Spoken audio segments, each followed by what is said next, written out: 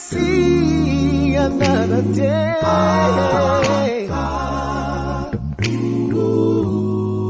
Seems like only yesterday I beheld your sweet face in my lonely room. My memories of your warm embrace. Gloria, my Gloria. Things ain't been the same since you've been away, away, away. Gloria, oh my Gloria, Gloria. I don't wanna see another day, another day without you.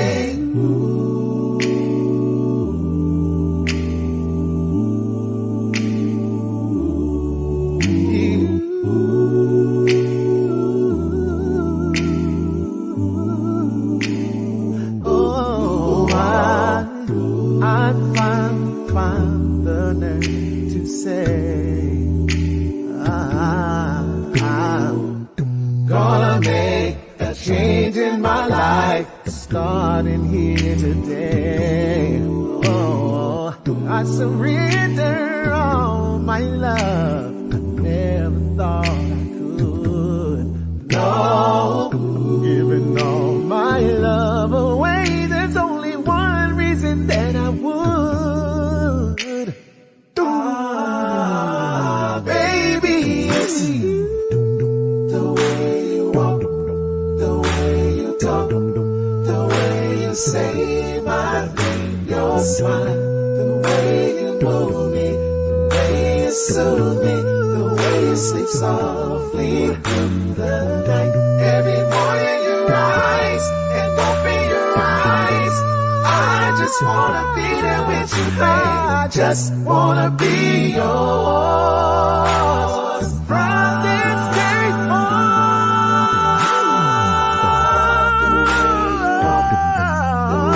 You talk, the way you say my name, your smile, the way you move me, the way you soothe me, the way you sleep softly through the night. Every morning you rise and open your eyes. I just wanna be there with you, babe. I just wanna be yours from this day forward.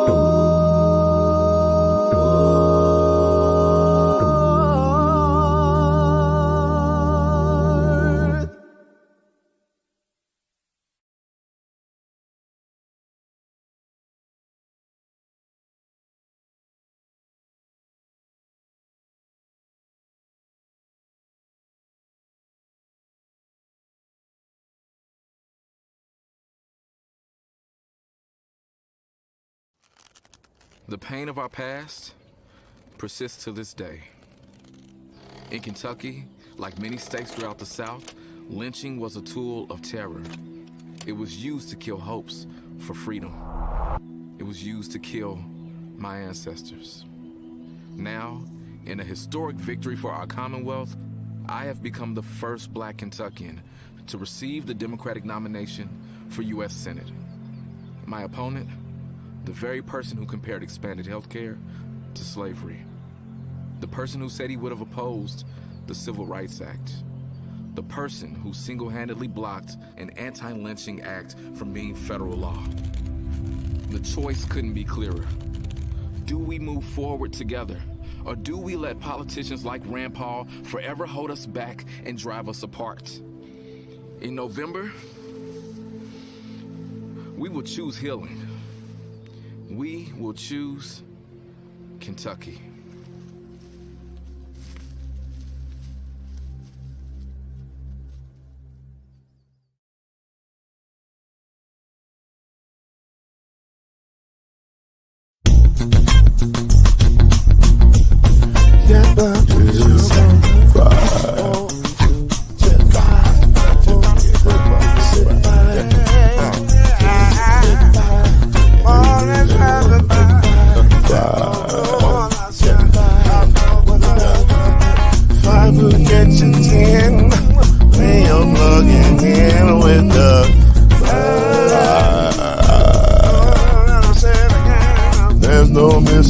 history.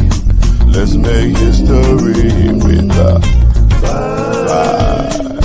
Oh, let's go 2 and 3. Add 1 more plus me and do the vibe. Yeah. Keep it on the floor.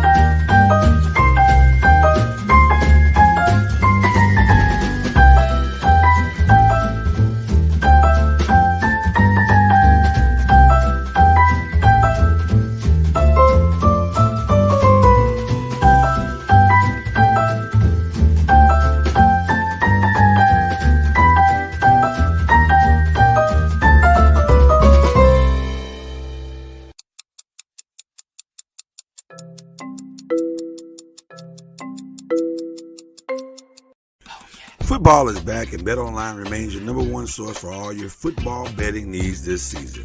Hey, what's up? It's your man Lloyd Spence, and I'm so excited because it's been a great football season already. And you'll find the latest odds, matchup info, player news, and game trends at betonline.ag. And as your continued source for all sports wagering info, BetOnline features live betting, free contests, live scores, and giveaways all season long. Always the fastest and easiest way to bet all your favorite sports and events like Major League Baseball, MMA, tennis, boxing, and even golf.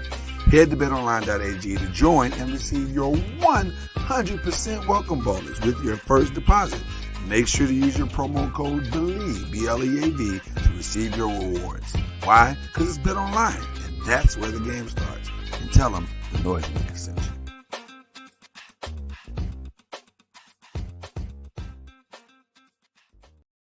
Popcorn world.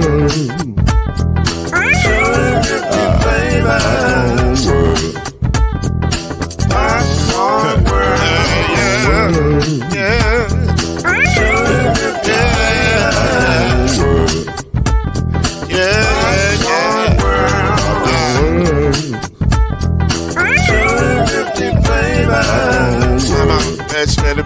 Popcorn world.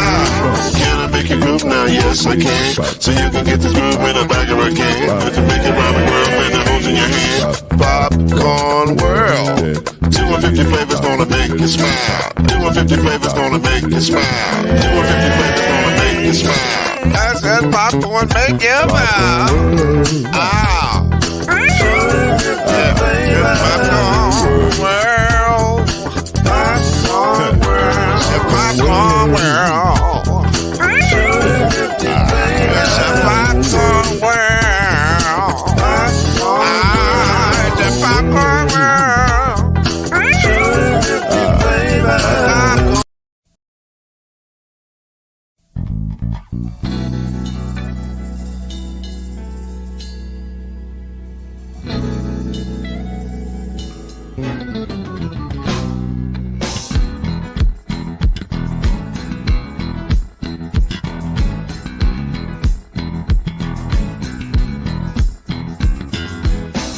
What's that saying? Breaking down the road, I'm smiling now. Speaking for the people who was around. Taking toast to power, the whisper and the shout. We're talking noise. Oh yeah, talking noise. Hey yeah, say it again, say we're talking noise. Yeah, talking noise.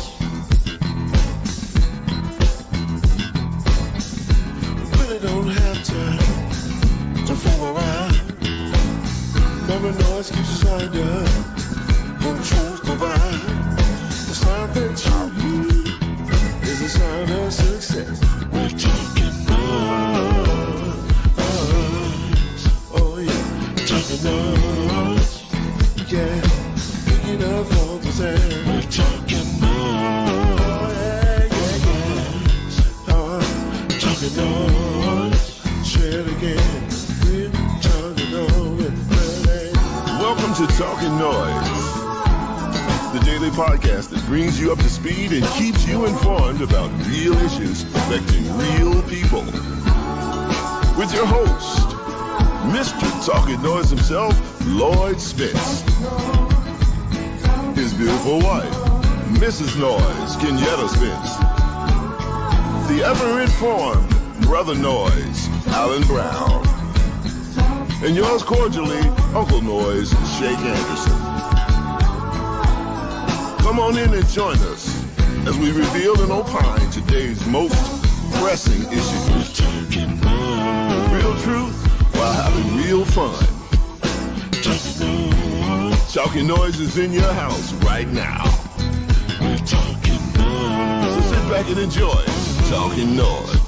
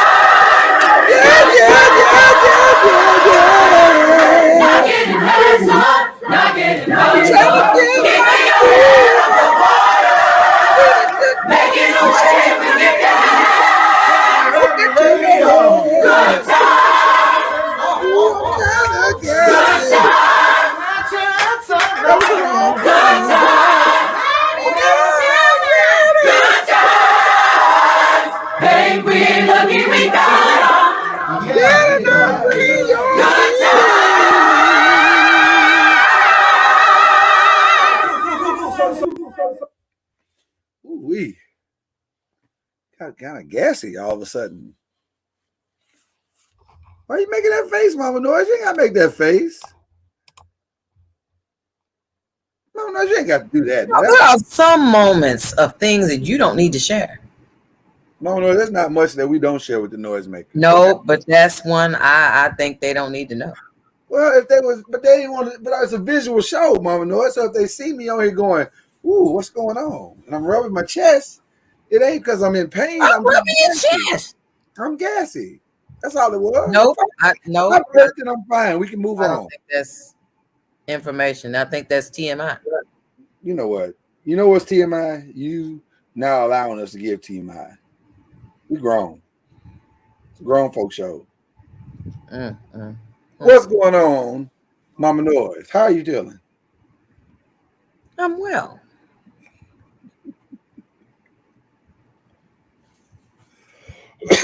That's gonna be the next T-shirt I work on. The I'm well shirt. Why you got a Savage shirt on today? That's right. What is going on? Okay, Savage. Are you classy, bougie, and ratchet at the same time? How you savaging your character look like he got the snot beat out of him? No, those are his tats. Those are his tats. Okay. Okay. That is kind of savage thing. This is a gangster Popeye. He got tats all over. He ain't got just the one anchor. I'm not getting a tattoo, period, let alone one on my face. That's just giving up on life. Getting a tattoo is giving up on life? Yeah, you're not trying no more. Wow. I didn't know you felt this way. Yeah, because once you get a tattoo on your face or on your neck or something like that, you're pretty much saying, I've chosen very specific careers in my life. Yeah. I disagree. What's Post Malone gonna do? Right, like he ain't gonna go work at the post office. No, that's success. He ain't gonna be somebody's corporate CEO unless it's his own company that he owns. That's excessive. That's the extreme. But I think just because a person has a tattoo doesn't mean they've given up on life. No, he didn't say tattoo. He said facial tattoo. Thank you, Al. Thank you for listening. He said facial tattoo. You just giving up, like you giving up. You've chucked the deuces on life. You said peace on life. I'm doing it my way. I'm smoking this weed. Well, I'm glad you cleaned it up because I was going to say, well, I never not cleaned it up. I said from the beginning. No, I mean, I'm glad that Al just went ahead and because I'm saying I personally have not given up on life. You just saying if a person has one, but since you said so all you heard was how it offended you. How am I supposed to hear? You're supposed to hear what I said. Then you wouldn't have been offended. 2022 American. That was a 2022 American moment. It sure was. Because you didn't hear nothing I said. This is what I heard, and I am offended. Right. That was the most 2022 moment we've had on this show since 2021. But we love you. But I stand with you, Mama Noise. If he had simply said tattoos, I would completely disagree. You'd be like, wait a minute. Most people got tattoos. I mean, I get it to the people that's become addicted to it, and it's just their whole body is covered, and whole body, arms, neck, all the way up to the chin. That's what we were talking about, Mama Noise. I mean, I get. That's why I said excessive. That's what we were talking about. We were talking about your guy has one on his face. Your guy? The guy on your shirt. He doesn't have. Okay, well. Maybe what show are you watching right now? He has one. I've never looked at that before. I've always seen from the neck down. I've never paid attention to his That's face. the point out we were making, Mama Noise. Although, the last couple of restaurants we've been to, there have been people with, tats on their face and neck and stuff. That's like right. That. And guess what? Guess where they work at? That restaurant. Nope. Guess where they gonna work at the next 10 years? That restaurant. You think a manager ain't gonna come out the back with no tats on their face? Mama Noise. Let me tell you something. Jeff Bezos ain't as crazy as he is. Jeff Bezos ain't running around the world going, man, if I could only find a guy with a face tattoo to run my company. And you know what? That guy with the face tats might be brilliant. Might be. You are absolutely right. He might be. That is correct. But you'll not. But in corporate America all the time, and it took years for me to understand. But they say perception is reality. So, no, it's not gonna happen. What? They see Post Malone, they like, ooh, he's gonna embezzle money. He's gonna sleep with all our wives. He's gonna drink all of our liquor. Yeah. But then that guy show up at the car lot or whatever, they'd be like, "What does this guy want?" And he's really able to buy all the cars. And chances are that it's Wilford Carter III from the Martha's Vineyard Carters that's doing all the embezzling and all the sleeping with the wives. And yeah, that's true too. Clean cut. However, we just heard the podcast that Shaquille O'Neal was on today. And he said he showed up in some Laker gear, but he wasn't really dressed to the letter like he normally would. But he just showed up to the dealership, just wanted to take a look at some cars. And the guy looked at him and said, "Hey, man, let's keep it a buck. Can you even afford any car? I mean, let's just keep it real. I mean, you got me price checking and all that type of stuff." Offended him to the point where he just says, "You know what? I want 3 Rolls Royces. Have them delivered to Mom. Here go my car." But Mama Noise, we're not talking about people who are idiots. No, I'm saying that was his appearance, like you said. But again, we're not talking about idiots. The salesman clearly was an idiot, a 7'2" Was guy. he? I mean, I'm sure he probably thought that this big old black dude. I just want to finish the sentence. The right, a big old gigantic 7'2" black dude shows up in a dealership. He ain't there because he can't buy the stuff. I'm sure he's there because he probably can. That's not what he said. He said apparently he thought that he could not. But I said, listen, you're not hearing what I'm saying. Again, I said the salesman was an idiot, obviously. I'm not saying that guys with face tattoos can't possibly have money. I'm just saying they probably have their money distributed in very specific ways. They've clearly chosen not a more traditional path of making money. That's for sure. America has not changed that much. America's changed quite a bit, but it hasn't changed that much to the point where if a dude like that shows up to install your cable, are you gonna say, "You know what? Until you come back here with no tattoos on, you can't install my cable"? Why is it so hard for you to get? I'm saying a dude like that is probably going to come and install my cable. That's what I'm trying to say to you. I'm saying he ain't going to be... Okay, let me make it more specific. Are you ready to hire somebody with a face tattoo to run Noise Media? It depends on what department. This is the point. Might be a genius in editing. This is the point of the show where I'm going to call genius in production. This is the point of the show we'll call White Guitars. I got my eyes on you, production. White Guitar, come over, please. Surprisingly enough, this entire conversation that went on for 10 minutes started because I have gas in my chest. So I don't want you guys to be alarmed. Know it. And if I rub my chest tonight, it's because I'm a little gassy, but it's all right. Because this is a safe space. You're safe. We're safe. Disgusting. One-on-one safeness right now. And so I pray that you have a good time tonight. I pray that you're sitting comfortably in your pews with your church fan and your Bible and your tithing envelope. Or if you're a Cash Apper, just Cash App your tithes on home. Wherever you want to sit and enjoy the show tonight, you sit and enjoy the show. We're here for you. Talkin NOIZ.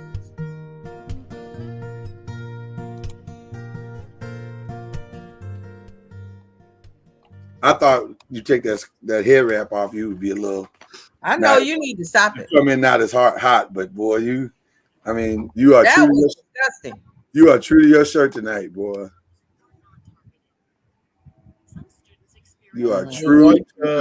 White Guitars kind of played up tempo. He was rushing you through that intro. He kind of did a little bit. I didn't understand. Maybe he got somewhere to go with the missus, like they're going on a date or something. They got he's nodding his head like they're going on a date. Where y'all going? I just out to eat. Red Lobster. Like the biscuit. I can't do it. Moby Dick. Fish box for 2. You don't have Moby. Y'all ain't going Moby Dick, are you? No, Red Lobster. They're going to Red Lobster. Y'all not going to Red Lobster here in Arkansas, are you? Because they rude. They rude everywhere. Be getting paid too much if you go to Red Lobster. What? No. You think that's we paying him too much? Cause he's right, possibly. Hey, Mama Noise. Okay. I found a restaurant. I haven't had the opportunity to dine yet, but the name of that restaurant is Barcelona.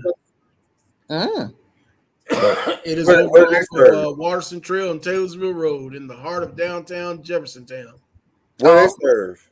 Spanish cuisine, pimp.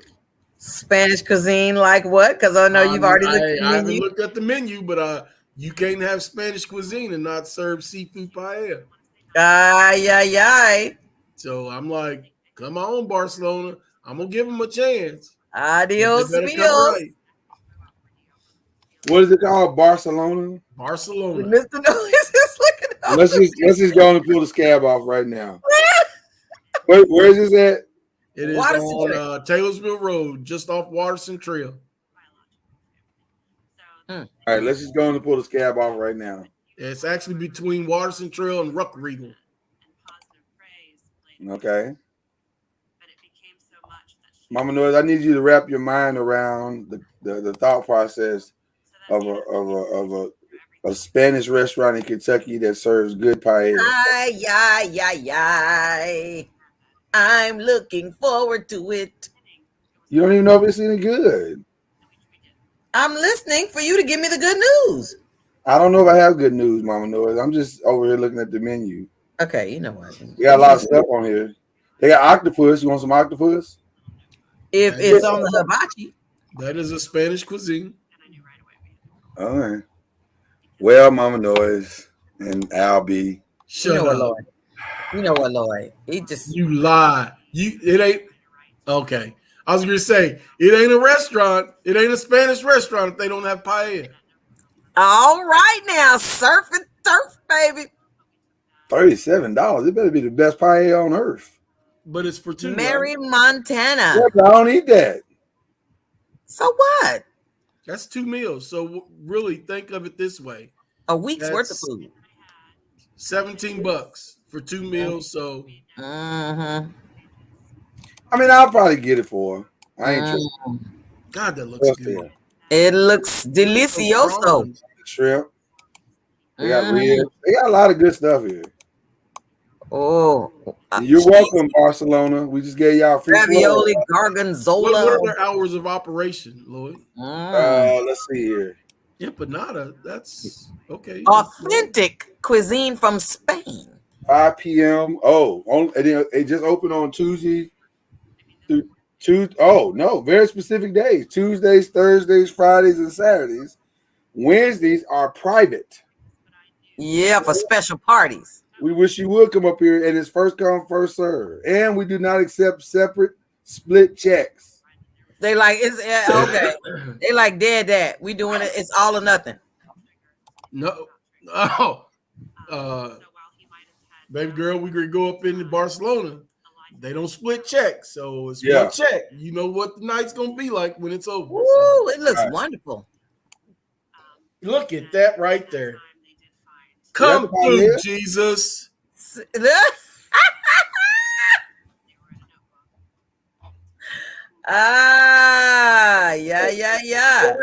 There. I drive by it a lot, but I'm gonna have to stop.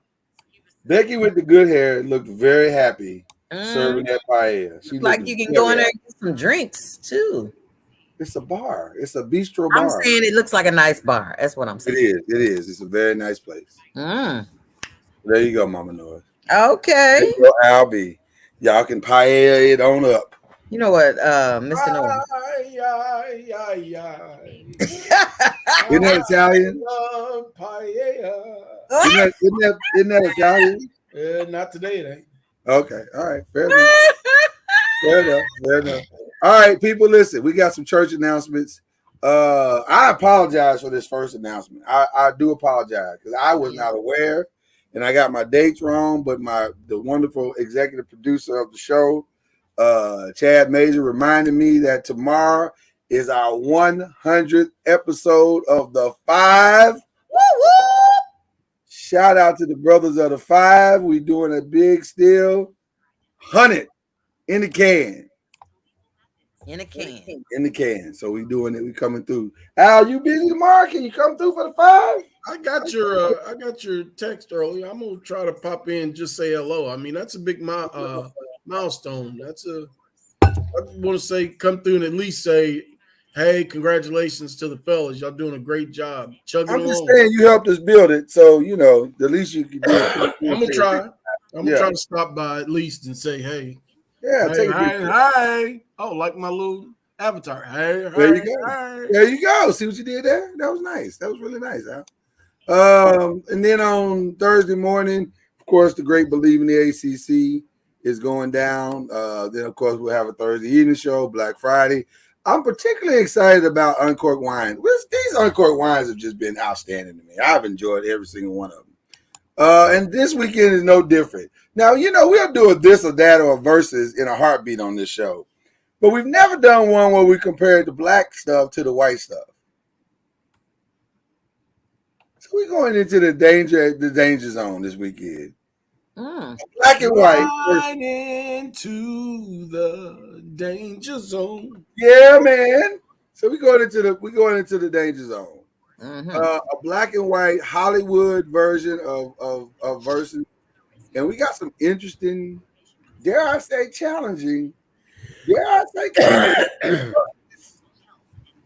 Some of these are gonna push some buttons. Because it ain't going. The answer, I believe that the collective answer might not be what some people think it's gonna be. Oh, we love black people. We love black shows, but I don't know. Some of these verses, I don't know. Some people might come up short. I'm just saying. It might not go the way they thought it was gonna go. So that should be fun. So it's a fun week, y'all. A fun week. Azaria, look, got the baby riled up. Got a big old smile on. Look at that Kool-Aid smile she got right there. She like, you know what? I might be on Uncorked Wine. Well, at this point, she's old enough. She qualifies. I'm just saying. It's never been that she's not old enough. It's that can she handle? It's not over 21. Are you ready to have that conversation over breakfast Sunday morning? That's. Oh, she's talking about the paella. She's talking about I knew what she was talking about. I wasn't talking about. We didn't know what she was talking about. I thought she was talking about. No, you didn't, because you was like, well, she's old enough. That's right, Al. You try to trick me. We're not gonna let you slide with that. Did I try to trick you? Oh, yeah, you was. Did I try to trick you, or did you just that's trick? That's some dirty fool right there. That's exactly what I knew. Watch me pull a rabbit out of my hat. That's right. Yeah, but we saw you stuff it in there with the other hand. I'm just saying. Listen. Did anybody tell you to pay attention to the trick that fast or that close? Okay. It's your fault. You don't want to be entertained. I was trying to wait on Cuz because I wanted to start this particular section of the show. Did y'all see the end of the Alabama State Jackson State game this past weekend? I saw the videos and stories floating through social media about the handshake. It got a little tense. Folk was not happy on either side. I was like, why? How did this happen? Like, I don't know. Folk was just not happy. I was trying to find the video. What did I do with it? The video. I have the videos somewhere. Oh, you know what? I have it, but I have to. I was going to say, I thought Jay sent that out. Well, no. First of all, other people can get videos besides Jay. I got. Videos. I know, but because he's Jackson State verse videos. You think you don't want Mississippi? You think you the only one that have a pipeline in Mississippi? I'm gonna need you to calm down. I simply said he had the video. You know what Mama knows? That's strike one. Okay. Well, come through. You only get 4 strikes. Well, pull up on me. Oh man. Pull up on me. I love that dude. Where's he at? Where's he been? Oh my gosh. Well, I thought I had the video. Y'all talk amongst yourselves while I pull up the video. Why you pull up on the video? You know what, Mama knows? That's strike 3. You only need one more.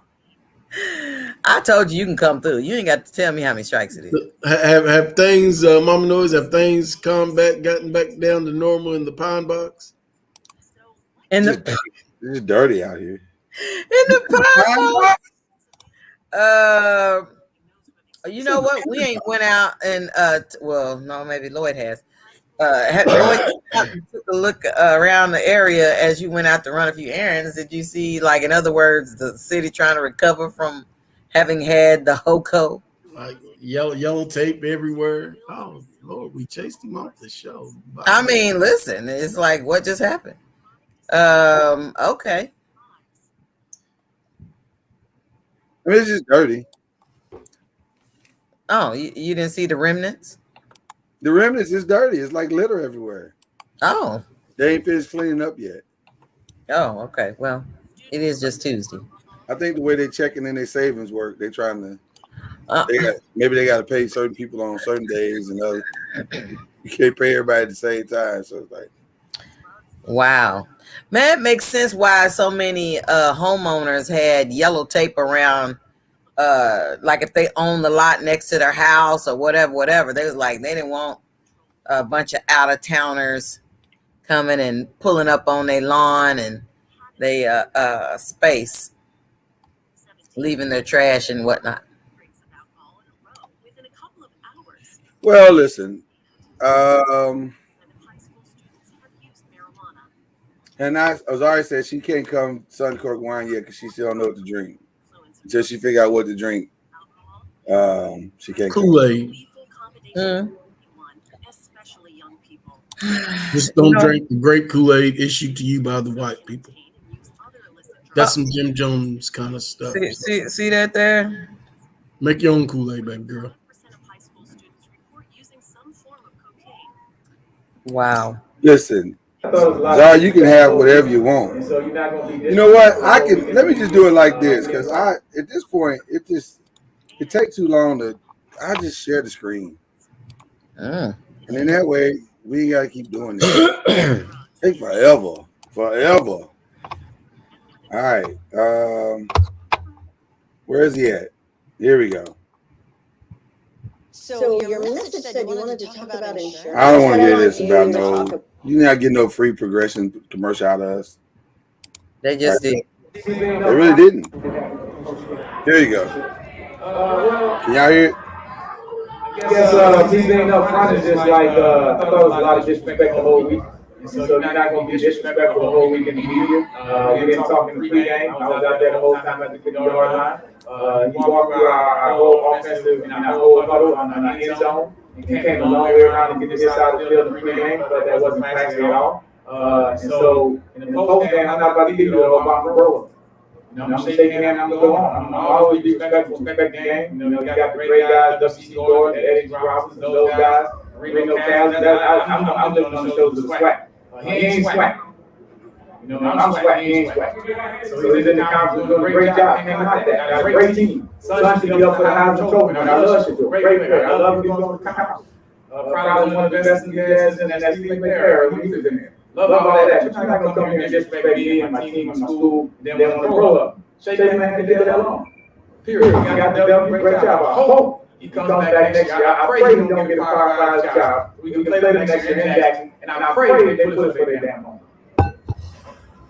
Coach, would you describe the full way from this handshake there? Yeah, this was like, I mean, we came handshake and that was it. I mean, they don't need to know praise. You know, friends, he never called him a great player. Everybody wanted goddamn prime time is what he did. All right, great player, all that. Let me give guys some respect for the guy. Doing a great job as a coach, but you can't do all that stuff all week. And then you come back to back up quarterback and want to hit your guy to put more points on the board. It's disrespect. Games out of line, 26-12, 47, no time. I'll take that damn knee. You want to try to hit your go. So we started listening. We're going to knock him out of the game too. So that's how we got to play. I mean, it ain't no quarter to give. So you want to do that, don't come and try to go like friends. You ain't friends. You didn't shake hand before the game, why you shaking hand after the game? Period. That's it. One of the comments that kind of disturbed me all the time is I'm going to ask who he is. I got that type of thing. is Sweat? If it ain't Sweat, who is Sweat? If it ain't Sweat, who is Sweat? If I ain't Sweat, who is Sweat? Baby, who is? I didn't like that answer. I didn't like that answer. Deion could have came better than that. I think, matter of fact, I think there is a better response than that. That wasn't very Deion Sanders-esque. Let's give the Deion Sanders-esque answer. Here we go. It's Sweat. If it ain't Sweat, who is Sweat? If it ain't Sweat, who is Sweat? If I ain't Sweat, who is Sweat? Baby, who is Sweat? Who is Sweat?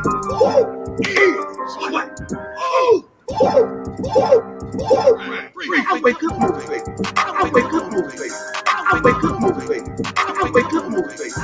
I wake up motivated. I wake up trying to bless somebody, inspire somebody, encourage somebody, help somebody to the next level. I got time. I got time. I got time. I got time. I got time. I got time. I got time. I got time. Hey, I got time. Hey, I got time. I got time. I got time. Hey, Sweat. If it ain't Sweat, it is Sweat. If it ain't Sweat, it is Sweat. If it ain't Sweat, if I ain't Sweat. Who is Sweat? Baby, who is Sweat? Who is Sweat? I wake up motivated. I am a whole lot of things that a lot of folks like to do. And somebody had the audacity to sit up here and say what I ain't. It is Sweat.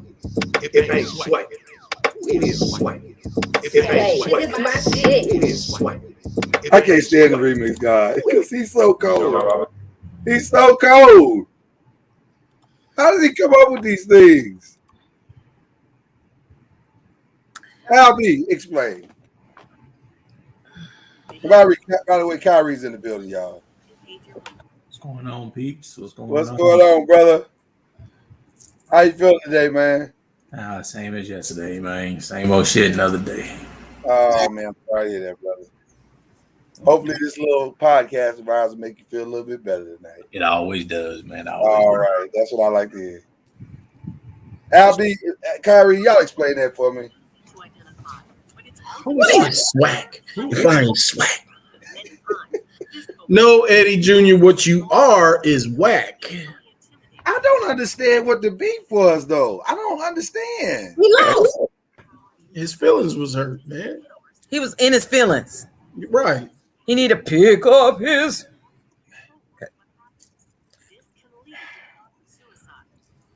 You ain't gonna come in my house, sit in my chair in front of my TV, hold my remote, kiss my wife, and not think I'm gonna be upset. And that's what Deion and the Jackson State football program did to Alabama State. Was it that bad? Was the lie? I thought the score wasn't really that bad. I think it was like a 16 it wasn't point, close. 20-point loss. Yeah, it wasn't close at all. I mean, they had the lead for a minute. They was up by I think 2 touchdowns at one point, and Jackson State came back. I didn't think and he felt the way about that. I guess if it went down that way, then it was close. And he felt the way about that. Wait, you didn't see the interview? Well, what Robinson said? Well, I saw. No, we played that first. His interview was more. He was mad because when Deion has a ritual that he does at every game where he runs the whole field.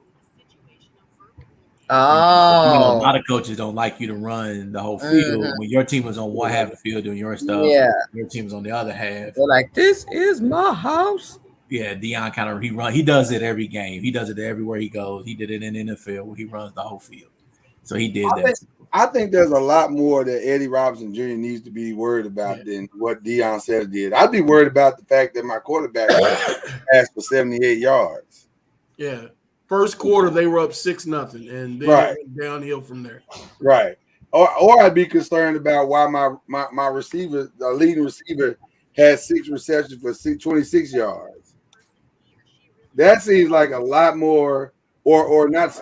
Leading rusher only had 26 yards. I mean, that seems like stuff you need to be concerned about. What they won by? Didn't they win by like 16 hours? Or 16 or 20 they won by? 14, 26 12. Yeah, it wasn't a blowout. They scored. Alabama State scored 6 in the first quarter, 6 in the fourth quarter. Yeah, it wasn't a blowout run, but it was dominant because like Shedeur put up like 300 yards passing. Yeah, but if you put up 300 yards, I mean, but again, that's offense. Yeah. I mean, his defense still gave up 14 points. So they actually played better than most teams played. Exactly. That's why I said it was a decent game. I watched some of it. It was a decent game. So I don't understand what the beef is, bro. Like, I don't know. I guess the thing I don't like about the whole thing is that we got 2 black men who should be thankful to even be able to have a coaching job in college football.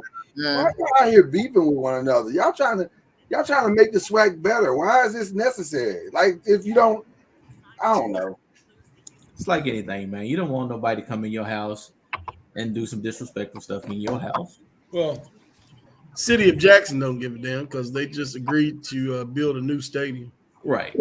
Oh, wow. Yeah, but somebody come in your house and disrespect you in your house, you gonna take offense with it. Give a damn who y'all. But what was it? Because he ran down the center of the field. Well, he said Deion was talking shit all week. Deion, they didn't shake hands at the beginning. Deion kind of, instead of just going to the sideline, he walked all the way around the field, right, took the long way around. Then he tried to throw a little play. He tried to throw a little play in at the end. Eddie Robinson Jr. Huh? I ain't gonna Obama bro hug him. Why you gotta throw Obama's name in there? Right. First of all, let me bring the 44 into this foolishness. Obama bro hug him. But the thing is, I actually like the fact that they're doing that because it's going to put more spice into the league. You need that. You need that yin and yang guy. You need to have a rival for Deion that they can have real games against.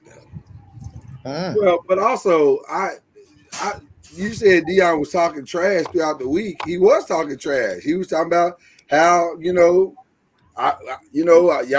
your homecoming and we put butts in the seats and it packed the place out. And guess what? It did pack the place out. And that's what Deion said. You've never sold out before. The truth hurts. You need just the like the mixologist. If I ain't SWAC, what is SWAC? I mean, see, listen, let's keep it a buck. Deion is the best thing that's happened to HBCUs in a long time. Fact. I mean, whether you like him or hate him, he's the best thing that's happened to HBCUs in a long time. And I also agree with something else Eddie Robinson said. His son Shedeur, Eddie Robinson Jr. Don't confuse him with his daddy because his daddy was class. Oh, yeah, his daddy would have took that and just been like, well, we got to do better next time. Yeah, his daddy was the best. That is his daddy was the all-time best. That's the standard right there. Maybe he's mad because he hasn't been able to get his team to perform at this level. Absolutely. Or generate this kind of buzz for the SWAC. Because you carry the name of a giant. And yet I just found out that you coached the team this past weekend. That's just his third team. And this is his third team? I think it's his third team. They 3-3, so they were 3-2 coming into the game. Yeah. So he's had minimal success. I didn't even know he worked there until after Saturday. Yeah, I didn't know Eddie Robinson had a son. Right. Let's go with that too. Really? I'm like, who is this guy? And why is he so upset? Why is he What's your name? Eddie Kane? Eddie what? Can't nobody I got nothing but love for you, baby. Clearly, he did not have love. I just hate to see the 2 black men going at it like that. That's you right. I didn't like that. You right.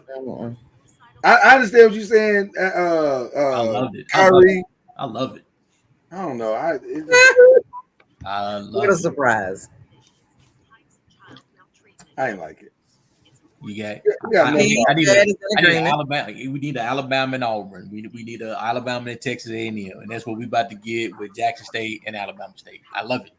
No, not if you can't compete. If you just a mouthpiece. Well, Texas A&M can't compete. They're gonna get their asses demolished. They already got beat. That this weekend? Yeah. Yeah. Yes. Texas and Oklahoma. That was an ass chewing. That was child abuse. Pittsburgh and Buffalo. 49-0 is child abuse. Like, man, stop hitting that kid. I'm gonna have you Pittsburgh play this week. Pittsburgh Steelers. Was it Buffalo? That was child abuse. That was Buffalo. Yeah. That was child abuse too. Yeah. What was it? 38-3? 38-3. Good God. Hey, Lloyd, those are grown folks. That ain't child abuse. That's just abuse. They said they're grown folks. That's spousal abuse. That's spousal abuse. Yeah. He said date rape. Oh, I'm sorry. I went too far. You went too far with the date rape. I went too far. Let me get my own self the button on that one because that was which button goes appropriately with this one. There's several we could go with. Damn. Savage! I'm a savage! That was cold-blooded! Damn. Okay. You got to appropriately punish the offense. Well, listen, it was bad. I ain't gonna lie to you, Mama Noise. It was bad, but I just hate to see two black dudes doing that. Like, we don't need that. The SWAC don't need that. The SWAC is just now crawling out from the hole of people knowing that the SWAC even exists. Now you want to be out here acting stupid? I don't mind rivalry, Ron. I mind stupidity, and that was just stupid. Well, the SWAC is out here acting like the Golden State Warriors. But they're not the Golden State Warriors. But they acting like the Golden State Warriors during practice. Is what they acting like. He said during practice. Oh man, that was that was kind of savage too, Ron. You might have to get a little. Just a little piece. We gave you a little piece of the savage, Next thing you'll hear, Eddie Robinson Jr. is going to take himself away from practice for a couple of days. I wonder if he just did that because he knew Deion's foot wasn't quite right. He feel like he could get away with it. It's not like Deion going to chase him down. Can't catch him. Oh, damn. What the hell? Was that a level 2? Wow. Deion was a shutdown corner at one time. Kyrie. It's a rough show tonight, boy. It's a rough show. Rough show tonight. Oh, man. Anyway, I digress. I tell you. Well, listen, we started a really good discussion last night, and let me catch everybody up to speed. When we last showed up at the show last night and entered into our conversation, this happened.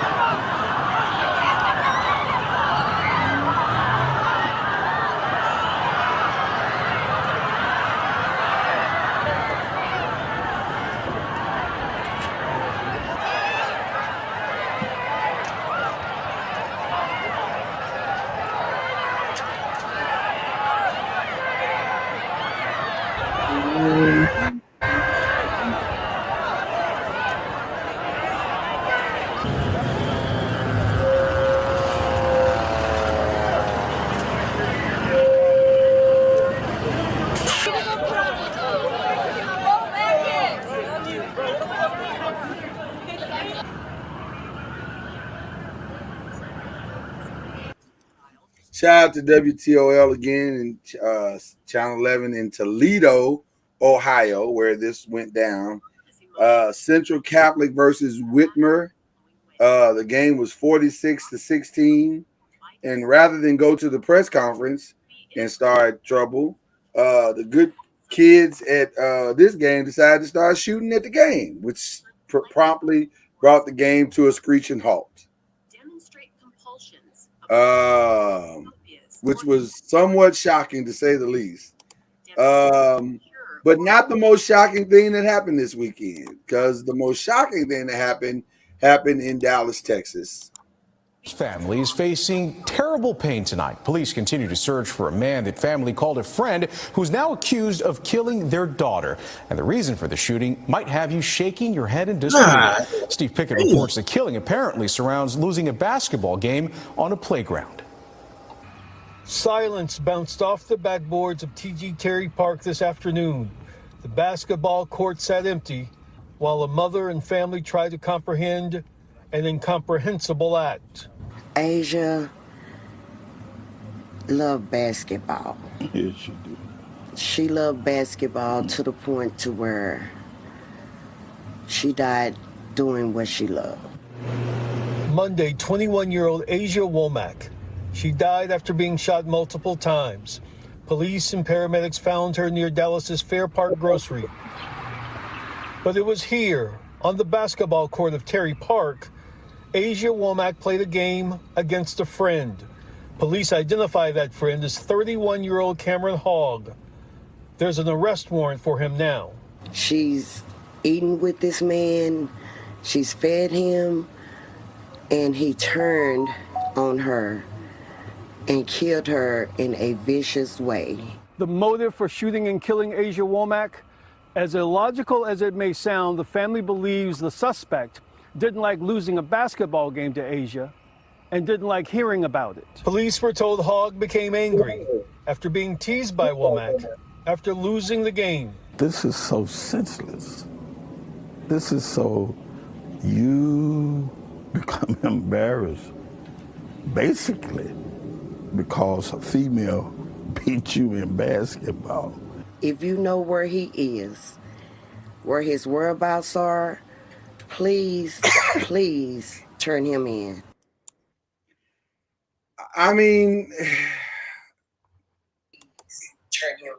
I don't know. So we wanted, I talked that Tuesday questions this week where will America ever get angry enough to stop school shootings, or will more children have to die first? But I'm blending a couple of things as we normally do on this show together. But before we get to that, Cuz is here now. Cuz why Eddie Robinson trying to come for your coach? What's that about? Eddie Robinson Jr. I'm so sorry. You're right. I got to clean that up. Eddie Robinson Jr. Why is he coming for your coach? It's good to see you, Cuz. Well, first of all, I'm looking like a white man right now. Good evening to everyone. Good evening to you. So nice to see Al B and Ron on here. Oh, shit, I can't see him. I knew that was covered. That's because we dog. Mama Noise, how you be doing this today, this evening? I'm well. Oh, praise God, from whom all blessings flow. Oh, my goodness. Listen,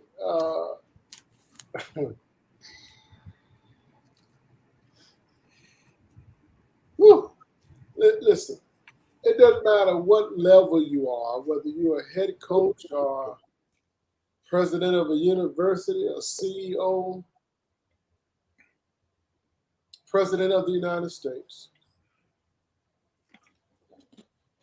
We have a problem when others do well. It's if it reflects badly on us. Oh, say it again for the people in the back. You think this is Cain and Abel? Yeah. Just pure jealousy? Listen, you can listen to his press conference, and tell that it's pure jealousy. Oh my! Because he said that he felt that his school and himself, that Deion was disrespecting them all week. Well, why does one feel disrespected? He feels less than. Think about it for a second. Why else would he come? Listen. We all know even without following football that close. Hey, Albie, man, how the hell are you doing? Even without following football that closely. We all know that Deion Sanders has always been a showboater and a trash talker. This is not something that he's doing against you, man. This is something he's done his entire career. And if you can't ride along with the jokes and the media and the hype, because he's put out, whether it was a documentary or interviews, and he said that, listen, all I was doing was hyping. Prime time, that was all hype. Yeah. They had another name for him. It was Neon Deion. And he didn't like that. So he went to the media in order to hype prime time. The man has always been a salesman of himself and technically others around him.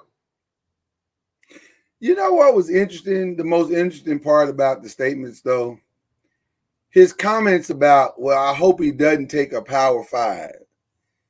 It was almost as if he was trying to get him to take a Power 5. No. He's jealous over the fact that he has the potential to get a Power 5. No, I agree with that too, but I think he dropped the bar as if to say, I think the whole thing might have also been constructed like, I don't see no end in sight to this. He gonna probably keep whooping my ass like this every year. And I probably need to figure out a way to get this ninja out of here. I said at the very they're floating around the thing about Auburn University is gonna make him an offer. I said at the very beginning when he first came on board, and if he won on the field and kept his nose clean, that it's only a matter of time before Negroes show hate towards him. You did. Only a matter of time. And I hope he knows black people enough to understand that that's coming. Oh, I'm sure he does. We heard his album, so you know. Well, you know, he lived and prospered. He may have been a little detached. No, but we heard his album. Everybody heard his album, so he knows hate is a possibility. You got to understand where you are and who you're dealing with. And if you try to raise the bar for us all, you will always get kickback. Because who are you to come along and tell us what we've been doing is wrong? As if we don't know what we're doing. I'm swag. He ain't even swag. Well, but you know what's funny about that? Truthfully, you're not really swag either. Your daddy's swag. Would he have got any job if it had not been for his father? I'm just asking the question because I don't know much about, you know what, now you're going to make me deep dive. Eddie Robinson Jr.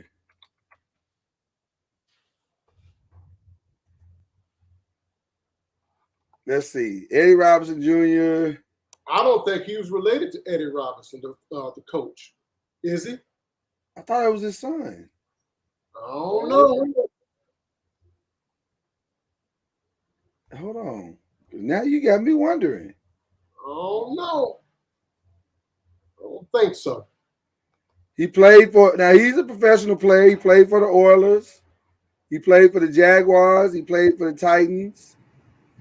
Hey, he played for a team that don't exist no more. Well, he played a long time ago, Mama Noah. I mean, the Oilers. Hey.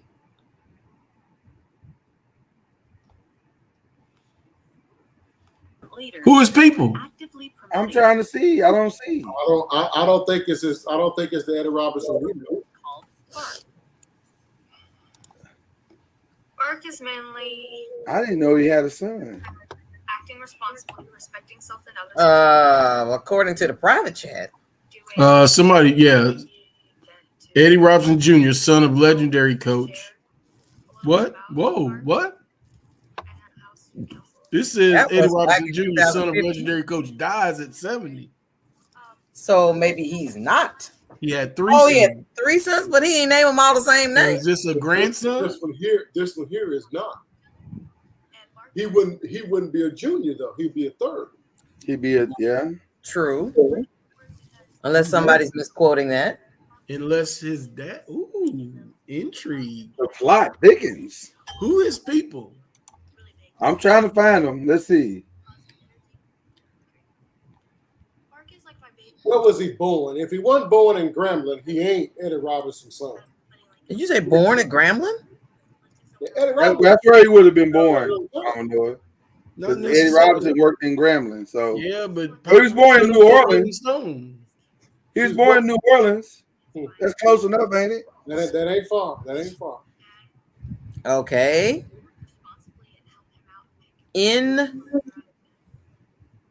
That don't say who his peoples is.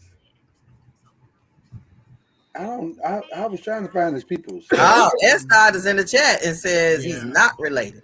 They're not. Yeah, I would think that last post we got in the private chat would have indicated that if he was. Wow. Well, then you just a dude. Yeah, Right. you just the dude. Right. You ain't swag. Did he play it? Who did he play for in college?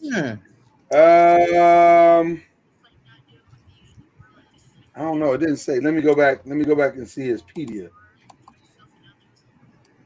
He was born and raised in New Orleans. That ain't Okay, Eddie Robinson. he attended Alabama State University, so he is swag. But he ain't Eddie Robinson's son. So because he wasn't good enough to play. Oh, I shouldn't have said that, should I? Uh-oh. Okay. Bro, you need to knock it off. This dude is doing the most. He got time. Calm down, bro. Like, what's wrong with you? He ain't swag. Because he didn't attend the school? Because he was good enough to get into Florida State? What's wrong with you? That's jealousy. That's what that is. That's it coming out. And in order to make himself appear not to be envious and jealous, oh, I like Shador. Oh yeah, Shador should win the Heisman. And Deion prime time. I mean, he's doing a lot for the swag, but he ain't swag. He didn't even say that. He didn't even give him credit for doing a lot for the swag. I thought he said something about that. I thought he said something, but it wasn't. But it was. He's doing good as a coach. Yeah, it was hit. And then he said we ain't friends. Maybe he's mad because he didn't reach out to him when he got there. He ain't never called me before. I'm not gonna Obama bro hug him. Right. Why would he want to call you? Why would he call him? Exactly. He's not on my level. And listen, that was an opportunity. Obviously, since you so care about how he feels, he thinks and what he says, that was an opportunity to establish a relationship after that game. Be a bigger man. Why didn't he call him when he got to the SWAC and say welcome to the SWAC? Since he's a guest. How long has he been at Alabama State? It looked like a little while. Let's see. Coaching career. Just a year. Oh, he ain't SWAC either. Uh-oh. No, he went November 26, 2021. But he went to Alabama too, though. He went to Alabama. Yeah, but he ain't been there. He ain't been in the conference coaching but an hour and a half. I mean, if that's the case, Deion is more SWAC than he is. They spent just about the same amount of time in the SWAC. If you add up the years he went to school there. Listen, these coaches are going to have to do their level best to not show resentment or envy towards Deion. They're going to have to do their level best because he's not going to stop talking. He's not going to stop hyping up the games and doing all that he does. The young folks will say he's doing the most, but it has always worked for him.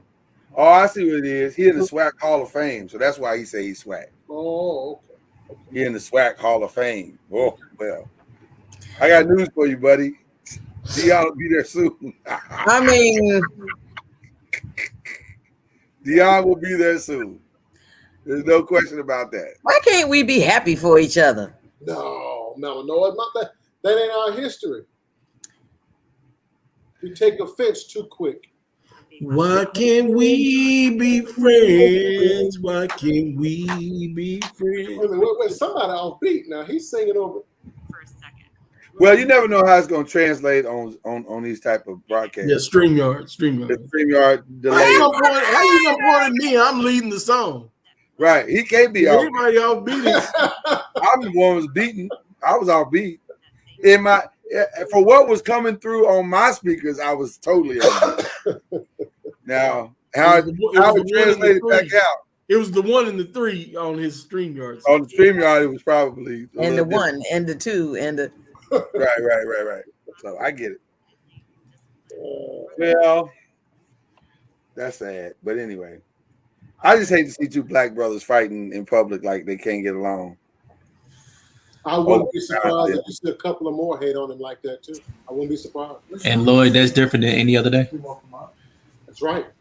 That's right. I didn't say it was different. I just said, I wouldn't be surprised. Just hold on.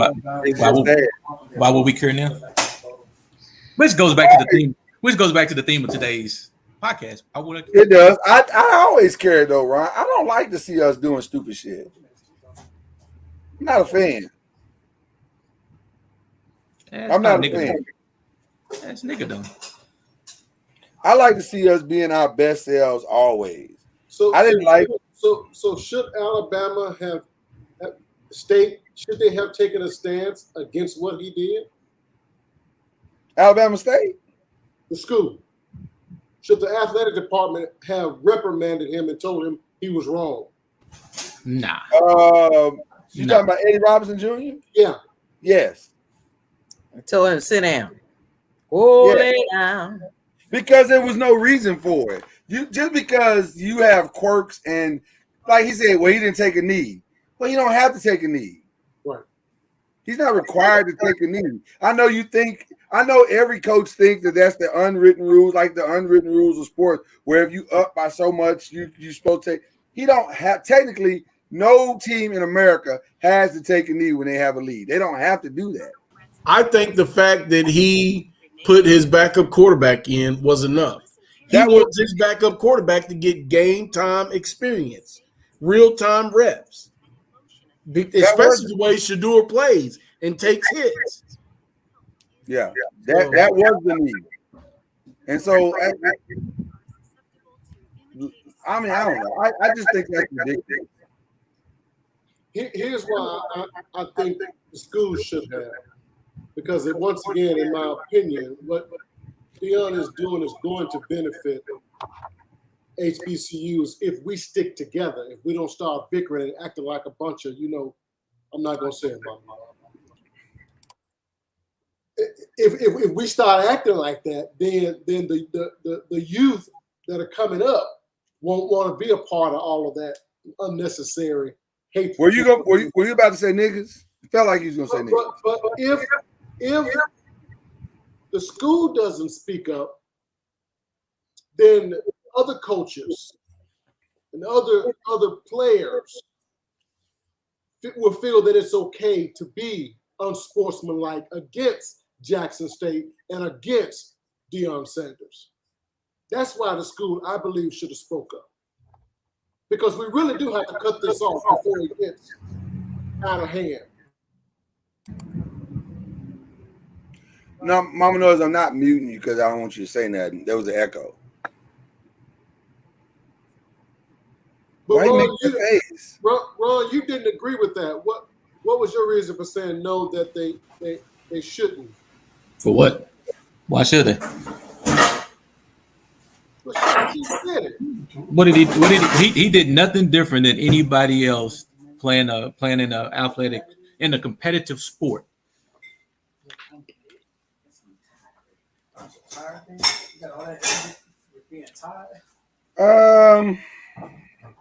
So I mean, we're literally saying take your emotions out of an athletic sport. He still shook Deion's hand. He just did not hug Deion Sanders. That's the only thing the man did not do. Well, they walked to the middle of the field. They shook hands. Deion was doing the bro hug. Everybody know what the bro hug is. When you grab hands together, you lock, you put your arm around each other. Right. The man still shook Deion's hand in the middle of the field. He just put his hand up and kept Deion from doing the bro hug. I don't have a problem with him not want to do the bro hug. That's optional too. I don't have to bro hug if I don't want to. But all the other extra ish at the press conference, that's the part I'm like, well, that wasn't necessary. That's the part. That's the part I didn't like. I don't care if you don't, because Bill Belichick don't never do the bro hug. A lot of coaches don't. A lot of coaches, right. A lot of coaches don't want the bro hug. They don't want to be your brother after you just whoop my ass. A lot of coaches don't even shake hands in the middle of the field. I can respect that part, but all the stuff at the press conference, that was unnecessary. But did you? And all that. That's unnecessary. Did you just compare black people to Bill Belichick? No, I compared coaches to coaches. There ain't one of us on here that got a brother as a friend that we don't bro hug. Come on now. But that's the point. They're not friends. So if he don't want to bro hug him, I ain't got no issue with that. I got zero issue with that. But my issue is you ain't got to go to the press conference acting a donkey because you got your ass whooped. You lost, bro. That's what happened. So okay, and then he should have took a knee. Well, he shouldn't have ran through our thing. He walked all the way around the field. Come on, bro. You sound like a petulant child. I thought you was gonna say what I was gonna say earlier. You came close. Did I?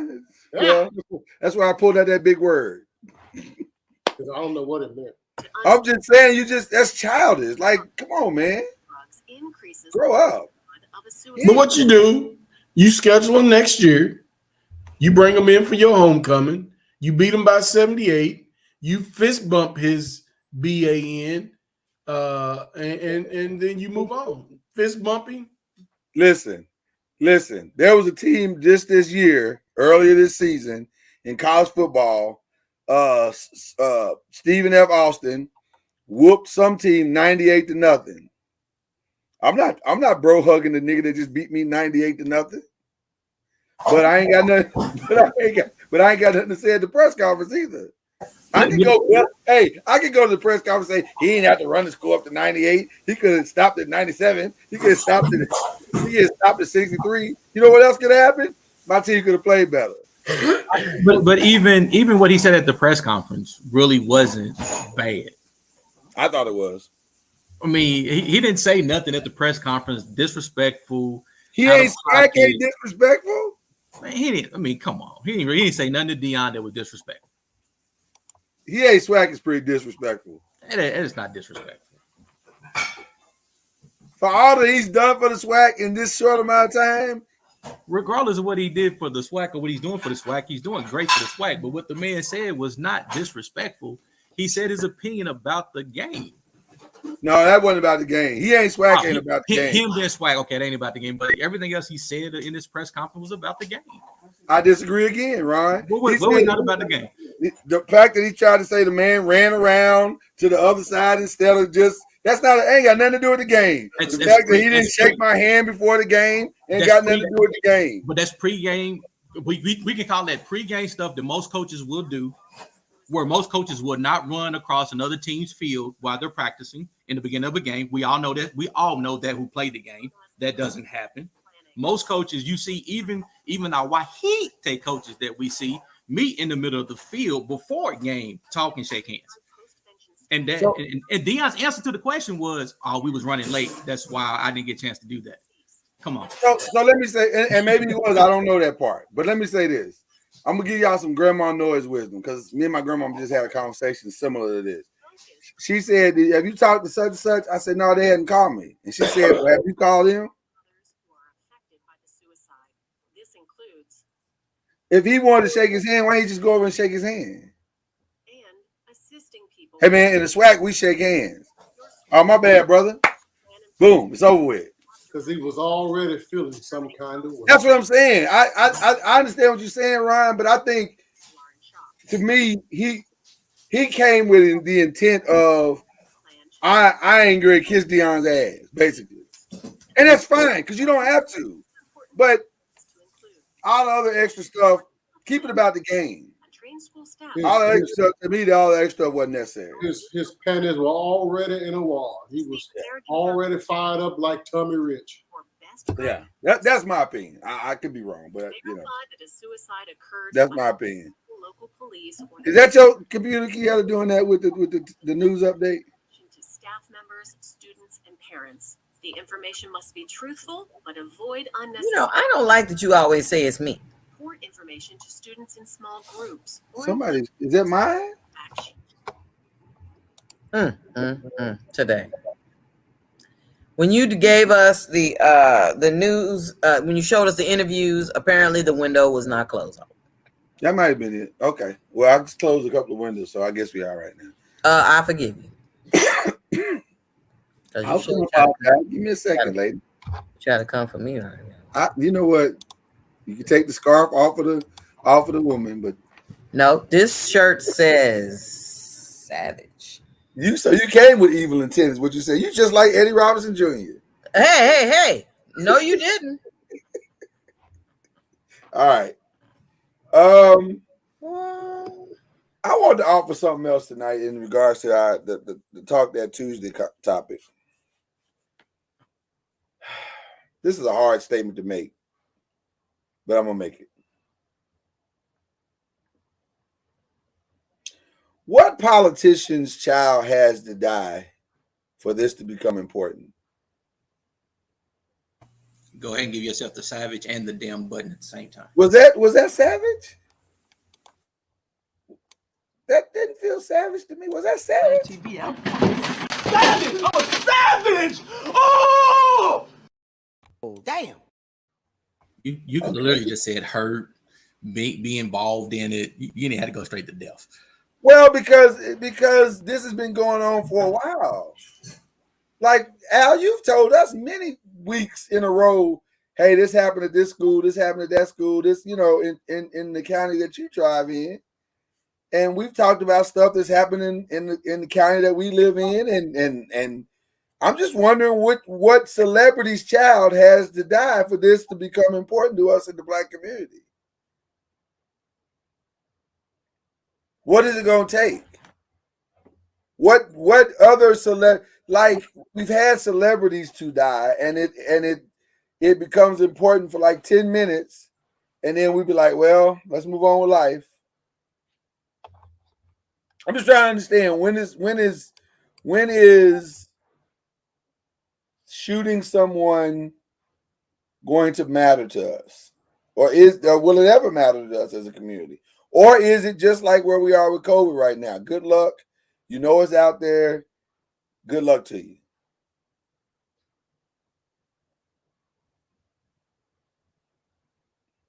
I know that's a hard. Do y'all recall Parkland, Florida? What was that? Marjorie? Yes. Douglas. And we had so much momentum. Yeah. All the celebrities was on board, and we were doing the concerts and the politicians, and now it's like it never even happened. You have to do a Google search to find out about it. And that's the vicious cycle that this country's in. Jump to the cause, and then, after a little bit of time, it fades away like it never even happened. Unless it's the police. Then if it's the police, boy, we out there for a month. Hell, back in the 90s, we had a whole song that talked about it. Self-destruction. Play that everywhere. You was talking about the school, right, Ron? No, we had a song about police. Sorry. Yes, Parkland, Florida. Yeah. Oh, okay. Did Uvalde give us the blueprint on how to deal with this type of stuff? You got to keep at it until justice, because they stayed at it pretty heavy, and they got what they wanted. Those families got what they wanted. They got that entire police department and the police chief, everybody fired. Everybody got to find a new job. But that doesn't bring the kids back, but there's a measure of justice there. It's a measure of justice, but it still also didn't fix the fact that how was that kid able to do what he did when they had him in other situations, he was still able to get out of it. I mean, it's still that individual. The justice did happen, and it's not the justice they want. But I mean, they did get something out of it. But it's still the kid was the one that was the problem more than the police was. Well, and the kid's dead though, right? Didn't he kill himself? Did he die? I think they shot him. No, they didn't shoot him. He killed himself. I'm trying to remember. You know what? It's been so long ago. You're talking about Florida, right? I'm talking about Uvalde now. Oh, he dead. But did he kill himself or did they kill him? They killed him. They did finally kill him? I don't know. It don't sound right. Yeah. I'm pretty sure they went in and shot him. Yeah, he didn't shoot himself. Okay. Wait a minute now. Hold on. They finally broke down the door and went in and shot him. I didn't know they got a chance to. With all that happened, it seemed like the first article I pulled up said that one of the officers asked for permission to shoot him and didn't get an answer. What the?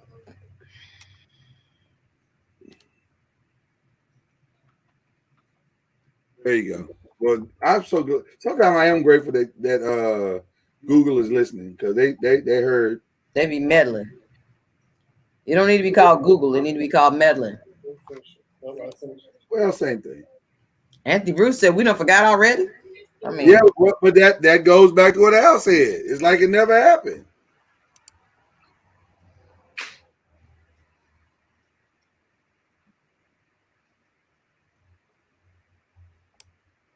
The post includes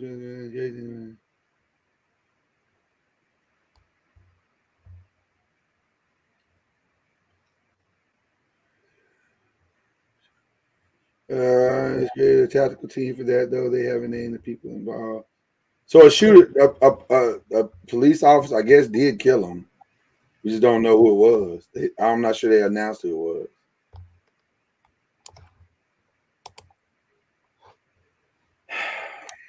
That goes back to what you said yesterday, though.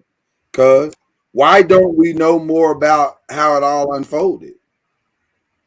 Well, the people that live there said they still don't know how everything unfolded, and they still got questions, and they have not received answers. I'm not sure, but I thought at one point they said that they were going to mow down the school. They was gonna destroy the school. That it was not going to be opened again after having. They're not open now, are they? I don't know. I don't know what's going on. It's so convoluted. The whole thing is a mess, and we're more interested in the controversy of what the cops didn't do than the actual act itself and how egregious the act is and keeping it from happening. Like Ron said, like we want to know, well, what's going to happen to those cops? Well, man, the cops didn't kill them kids. Oh, Border Patrol breached the room. Is that what happened? Somebody shot him. He didn't kill himself. Okay. That's deep. How did they kill the dude at Parkland? Or did they kill the kid at Parkland? No. He didn't die. He's on trial. Oh, yeah, I think. Isn't he in jail? He's on trial. He was able to surrender? Yeah. Is that part of the problem? That sounds now I'll give myself the button on that one. I'm coming in hot right now, y'all. I ain't gonna lie. Savage! I'm a savage! But here's why I asked the question. Because that kid gets 15 minutes to shine. Face all over every news broadcast in America, every publication online. His mugshot known around the world as the blank blank killer. If we took that 15 minutes away from that kid, maybe some of these other kids would think twice about it. You're not getting 15 minutes. We're not putting your picture up. We may never mention your name. You may only be known as Shooter. Because the truth is, I don't need to know your name.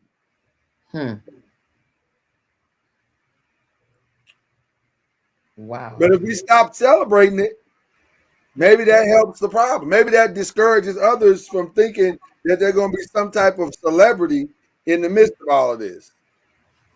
You know, when you said that, my mind just immediately I just can't help but think about the dude who shot up the movie theater for the Batman movie, who's still alive, who was taken into custody but not killed, and the one in the church, the black church in one of the Carolinas, I can't remember which one it was, but just, you know, I'm saying these dudes be getting to say, you know what, I surrender. And it's like, what the grocery store shooting, he got a chance to surrender. What, you killed all these people and then you get the chance to say, you know what, I thought about what I did, I surrender. What the how did you get to make a choice to surrender when those people didn't get the option? You just came in there and started spraying people. What Mama Noise is essentially asking is that, do you forfeit humanity when you choose to take on this act? Should or shouldn't you forfeit humanity when you take on the act of a mass shooter? Should we as should law enforcement then treat you as a domestic terrorist? We wouldn't negotiate with a domestic terrorist. How many times have we heard the United States say we don't negotiate with terrorists? Well, that's a domestic terrorist. A guy that drives from his house to another city to shoot up black people in a grocery store is a domestic terrorist. And why are we treating that man humanely? Well, you know, he has some mental problems. What the listen, every mass shooter has mental problems. I'm not sure you can commit the act without a mental problem. I'm just asking questions, y'all. You know what I do. I mean, you asking the question. I don't disagree with you. I'm trying to get some type of understanding, because I'm saying, okay, well, then we'll just put it this way: the man that's drug dealing, he has a problem. His mental problem is he's unable to pay his bills, and so he decided he wants to sell drugs to make some money. So is that a mental problem? He should know better. Okay, well, he don't know better. He didn't grow up with his daddy. He didn't grow up with his mama. He got out on the streets hustling. He's a product of the foster system. Oh, okay. Well, then that classifies as a mental problem. So let's not shoot him as soon as you see him or pull him over and find weed or drugs in his car. Give him a chance to surrender so he can go to jail. You're really having an issue with this surrendering. I don't understand it. It's like the folks that do this mass stuff get to walk away unless they kill themselves.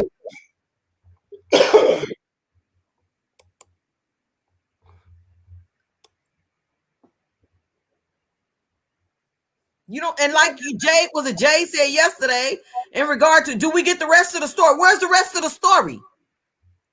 I want to hear the re-up. Where is what's his name, Roof or whatever, from at the Batman movie? We want to go to movies. We got the Wakanda movies or forever and stuff coming up and stuff like that. Can we feel safe going into the movie theater when y'all allowed this stuff to happen up here? This dude is still alive.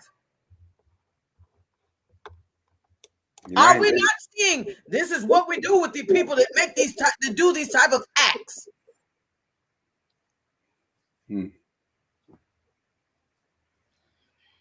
You got to go to the grocery store. You need to pick up something from the grocery store. Shouldn't you be able to go to the grocery store without worrying about somebody saying, "Ooh, there go a black man"? Okay, breathe.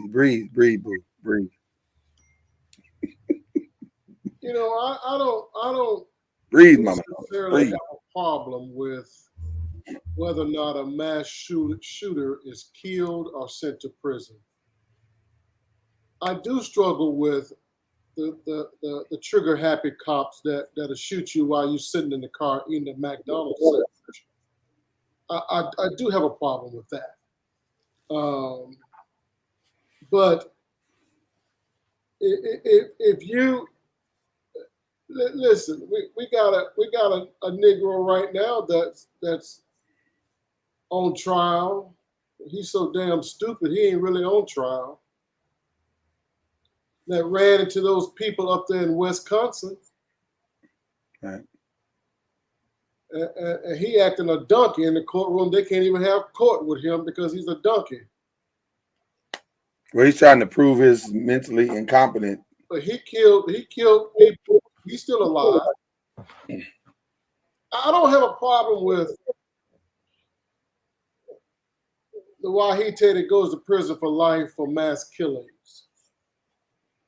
Because, yeah, that's the taxpayer's dollar, but that's a long punishment. Now you got to open up your asshole because you're going to be somebody's bitch along the way. Well, I didn't see that coming at all. That escalated quickly. I won't lie to you. So I don't necessarily have a problem. Y'all understand what I'm saying? That's a hard prison life is a hard road to hoe. Yeah, but he's still alive though. Yeah, but I understand what you're saying, but and let me say this too. Listen, the punishment to me, if you kill somebody, that's over. I mean, what was the punishment? I mean, I understand what you're saying, but to sit in prison and rot,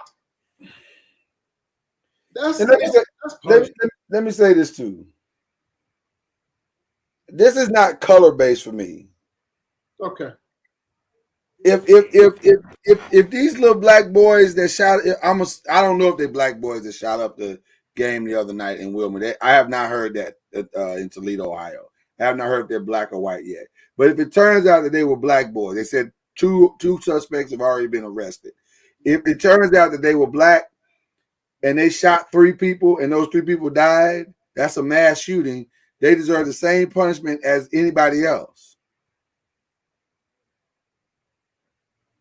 We gotta do something to discourage folk from thinking that this is okay, that this is a solution to life's problems.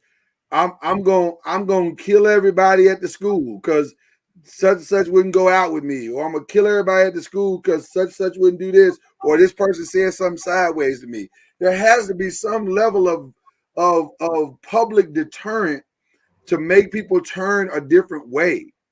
That's where I'm going with the choice. I shouldn't have to be wondering if I go to the movies at night whether or not I'm gonna make it home.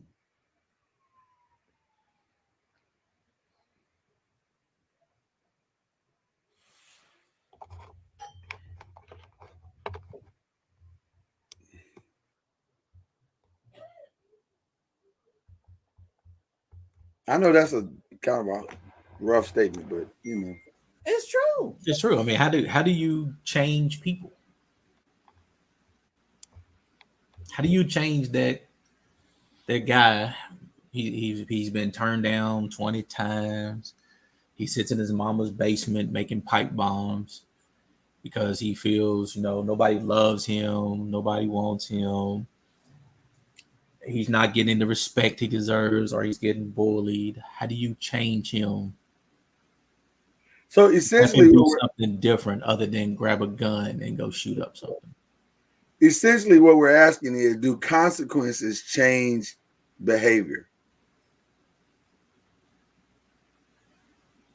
It normally does. Well, apparently not. Absolutely. If you're afraid of the consequences, it does. It does. You don't see them getting enough consequences. But that's what Mama knows. That's what we're saying. Well, that's what we're saying, baby. Huh? Consequences don't change behavior if you feel you have nothing to lose from the very beginning. You snapping? That's what we asked. We just asked the question. I agree with what you said. That's what I said. Okay, Snappy. Go ahead. What stops the average person from fucking up is because you agree with that part too? We have stuff to lose. We value our family. We don't want to lose them. We value our jobs. We don't want to lose the job. We value our homes. We don't want to lose the home. We value that little money we got in the bank account. We don't want to lose that little money in the bank account. We have value on things. When you have nothing that you value, then you don't give a damn about consequences. About the consequences. Well, I guess when you're older, but I value not getting my ass whooped from no consequences of doing dumb shit, which deterred me from doing some dumb shit. Well, Billy don't feel like he gonna get his ass whooped because Billy's a bad ass. Exactly. So again, it's the fear also of the consequence that also can deter you from doing a lot of the stupid stuff that you don't really necessarily need to do. A lot of these cats, they're not getting that discipline or that fear put into them for them to understand not to do a lot of this stuff. If Billy's sitting down making pipe bombs in his room and his mom or his dad's not coming down to his damn room, kicking his door open, asking the question, why the hell your door closed when I told you not to? Why your door closed? And Billy's cussing his parents out, that's a problem. Billy doesn't fear anything at that point. Oh, Gary. Oh my God. Comedian, I almost shudder to say his name. Maybe I won't say the name of the comedian, but you guys are gonna know it when I say it. There is a comedian who has a joke about that. He says his white friend came over to his house and he said his mama bust in the room and said, "Didn't I tell you to go in there and wash them dishes? And you got all these plates in the room. Clean up this damn room before I whoop your ass," or whatever it was he said to him. And the white friend said, "Dude, she can't do that, bro. She's invading your personal space. She can't come in. You can't come in and talk to you like that. You want me to talk to her? Do you want me to talk to her about that?"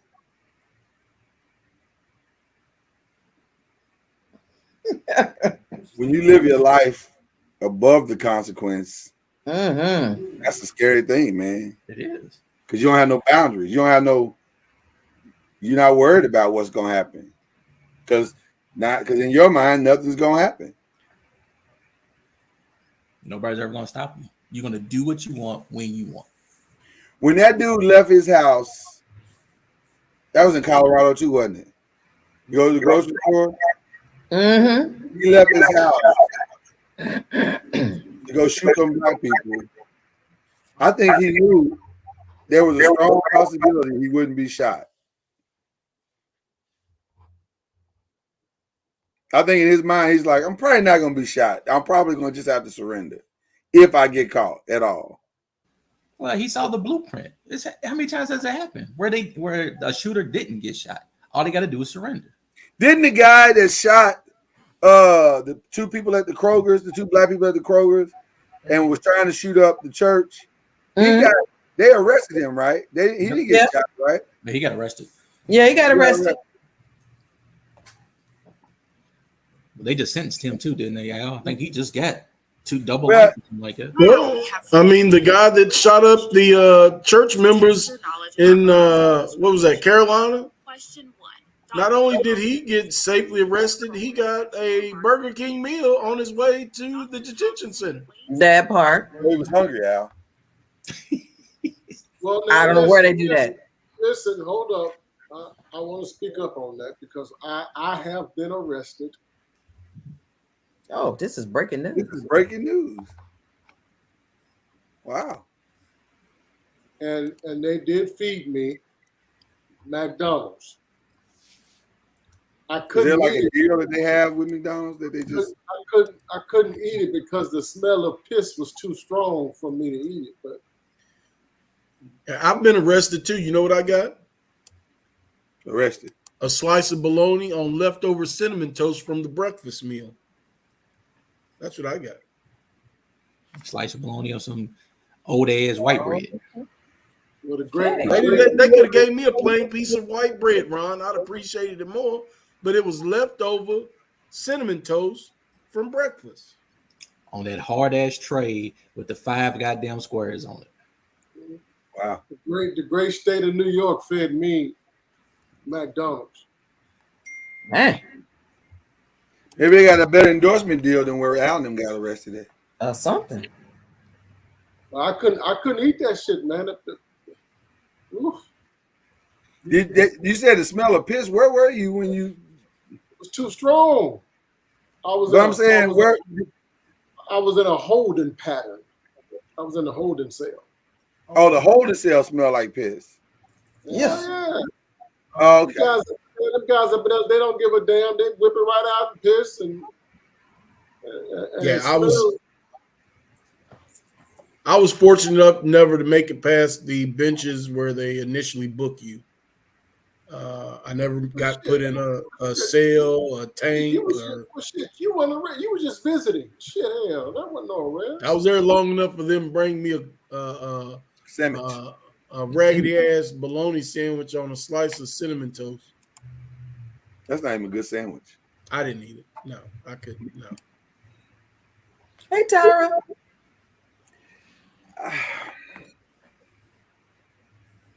I don't want. This is gonna sound horrible. This is gonna sound terrible. I'm on fire tonight with the horrible statements.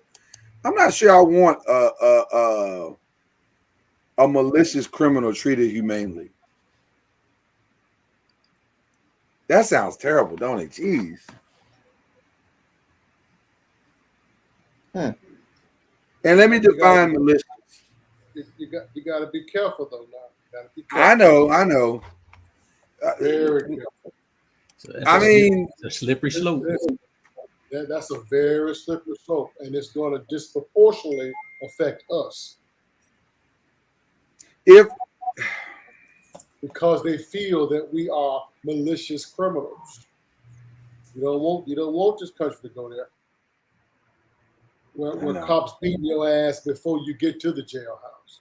We don't. But aren't we as guilty of the lack of care toward the consequences as anybody? Because we're accepting the fate of our communities like it's okay. The violence in our communities, we're accepting it like it's okay, and there is no deterrent to it. And the end, in some people's mind, justifies the mean. Listen, Lil Ray Ray was trying to hone in on my heroin business, and I couldn't let that stand. He trying to take over my corner where I sell heroin and crack. So I had to take Ray Ray out. Listen, I 100% agree with you on that. Instead of taking our black asses to Bible class every Wednesday night, shit, we ain't learned nothing. There's some kind of button. There's got to be a button for that. For Bible class? Damn. We as a community, I mean, all across this country, every black church there is, damn near, on Wednesday nights at 7:00, packed. We in Bible. Oh no, they're not packed, Mama. No, that's the thing. They're not packed. Are they? They're not. No, ain't nobody going no more. Oh, I didn't know that. If we would spend that hour as a community across the nation, coming together, I don't know under what format, whether it's a march or whether it's some type of gathering to show our community that we care about what's going on in our community. We got to start sending a message that we care, because too many of us, the criminals, the would-be criminals, think that we don't give a damn. It happens, we move on. It happens, we move on. We're not angry at what's going on in our own communities. That's funny. It doesn't appear. But is that because we're stuck in survival mode and we're more scared of the repercussions of giving a damn to make a difference? Say that last part again. Are we stuck in survival mode because we're too scared to do something because of what happens if you do something?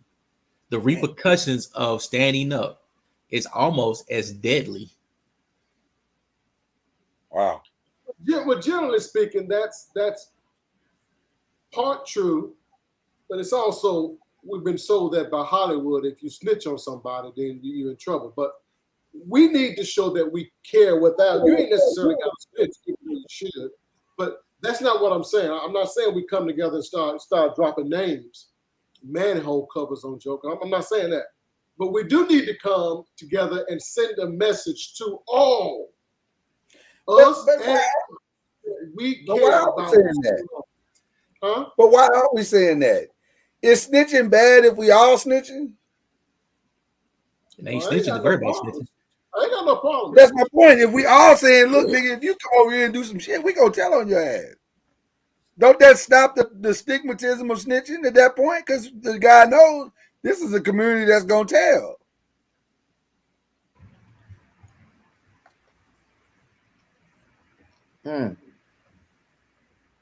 Well, the standard towards violence is wildly inconsistent with the standard and the consequence toward violence is wildly inconsistent with the level of violence that is taking place. There is a high level of daily violence that's going on in our community that we're not addressing, that we have become numb and, dare I say, accepting of. Yet the solution that it takes to eradicate it is not as intense as the violence itself. We're not like you said, we're not marching, we're not snitching, we're not addressing it, we're not having Bible study meetings about it or community meetings at the church or at the Salvation Army or at the Boys and Girls Club. We just like, well, listen, you live here, this is what you get. If you don't like it, move out to the boondocks, as they say.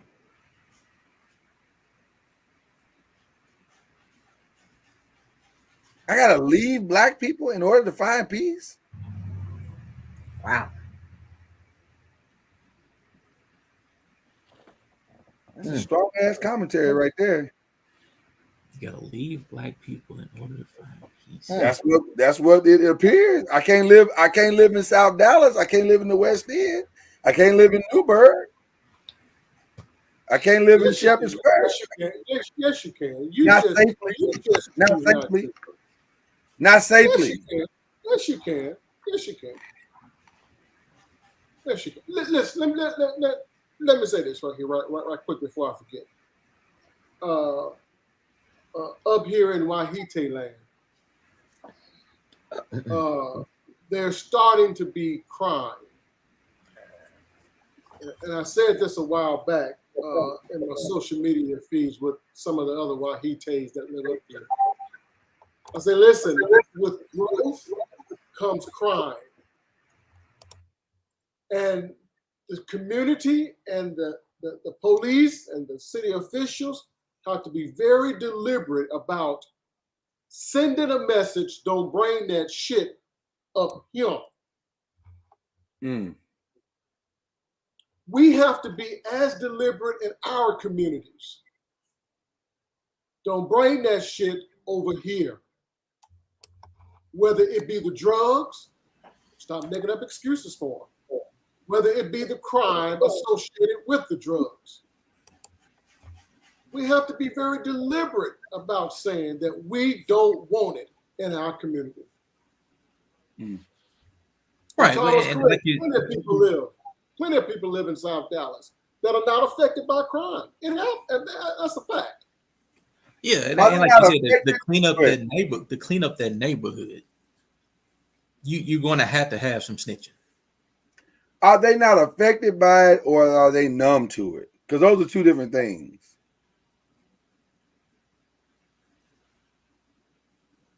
And I would argue that it's not that they're not affected by it as much as they're numb to it. And they may not be affected because it's not personally hitting their families, but it is hitting that community. And maybe that, and by the way, I don't think it's a badge of honor to live down there and not be affected by it, because that is our community. And if it's affecting one family, isn't that affecting every family? I agree. I agree with that. So that's not a good thing that they're not affected by it. They should be affected by it. That's part of the problem. As long as it ain't hitting my front door, I'm not worried about it.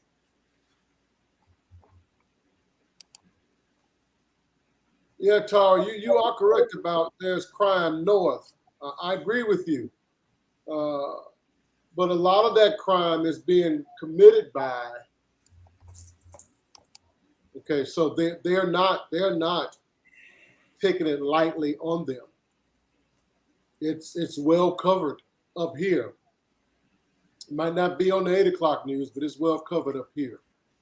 And she's not wrong in the fact that in the more affluential areas, certain crimes are not reported as aggressively as others. For example, in the county, and I think we've said this on this show before, the county that has the greatest drug problem in the area that we lived in, Dallas-Fort Worth, is Collin County. It has a tremendous drug problem, drug overdose problem, high suicide rates. Why? Because those kids can afford the drugs. So it is a massive problem up there, but you'll never hear about it. No, that's a fact. That's a fact. You check the numbers. Well, no, I'm not arguing with you that. Yeah. I'm not arguing with that. I'm saying it's well known, right? That it's a problem up in these here neck of the woods. The kids know it. The parents know it. They know it. Right. Now there might not be as much stigmatism. Right. That's what I'm saying. Yeah. Okay. The stigmatism that ties to it that negatively affect a community to the point where nobody wants to live in that community. The property values start to drop. Businesses start to come out. None of the businesses in that community are going to leave because of this drug problem that's in Collin County. No. Hell, they may never hear about it. But yet in our community, nightly on the news, blasted right on the first 5 stories. South Dallas.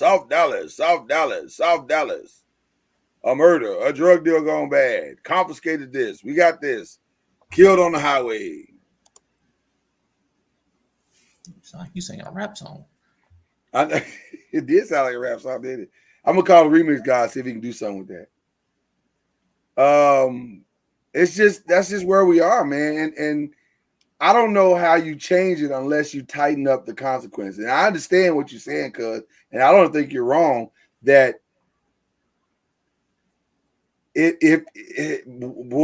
some of our people are gonna take it. If we change it like that, man, it's gonna be bad. But we're not saying we're gonna give a license to kill per se. I don't know what I'm saying at that point, because maybe it is a license to kill. There's got to be a deterrent, though. There's got to be a deterrent. Yeah, I don't know in and of itself if deterrence really. I mean, the bank robber robs the bank knowing that he can get caught and go to prison.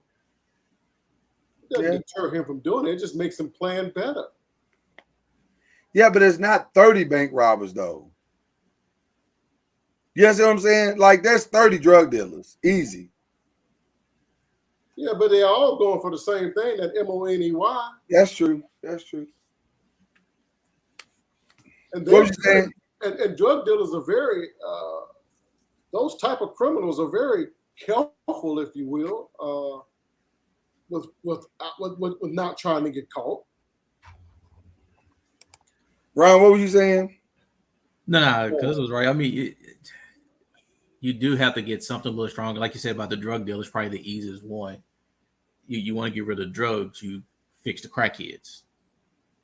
You fix the crackheads, you help eliminate the drugs in your neighborhood. But if you make getting caught with certain drugs a lot hard, penalties are stronger, a lot of the guys will change their mind about selling that dope. I don't know. Maybe. That's what we thought about the 3-strike rule. But they didn't put that everywhere. That's federal. It was. Yeah, but a lot of places don't even really do the 3 strikes anymore. But did it deter? I think it did for a little bit. I don't think it was a long time deterrent, but I think it did for a small portion for a time. The problem in this country, Ron, is they can't fix the drug user faster than the drug dealer can make more. Right. So they can't treat addiction quick enough to keep up with the amount of addicted people we're creating.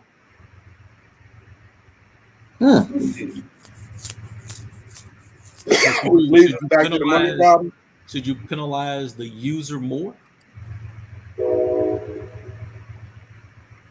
Say that again, Ron. Should you penalize the user? You're muted, Jay. Well, to me, thanks, Albie. That's always been an ignorant ass law to me, locking people up for addictions. Right. That's never made any sense to me. I didn't cause an accident. Nobody was killed. There was no vehicular homicide. You just caught me smoking some weed, and I got to go to prison. That never made any sense to me. Is it me, or was it here recently they said that President Biden was trying to push a law that would release everybody been locked up for marijuana? And that's he's pardoning all people who have, how did he phrase it? Federal level drug. Yeah. Not level one, I guess. Yeah. He called it lower level marijuana usage. Especially when they're trying to make it national. Whatever that means. Make, instead of all of these individual states that are legalizing weed, and then it's like, in other words, 5 states over here, 5 states over there, instead of just going ahead and making it nationally across the board.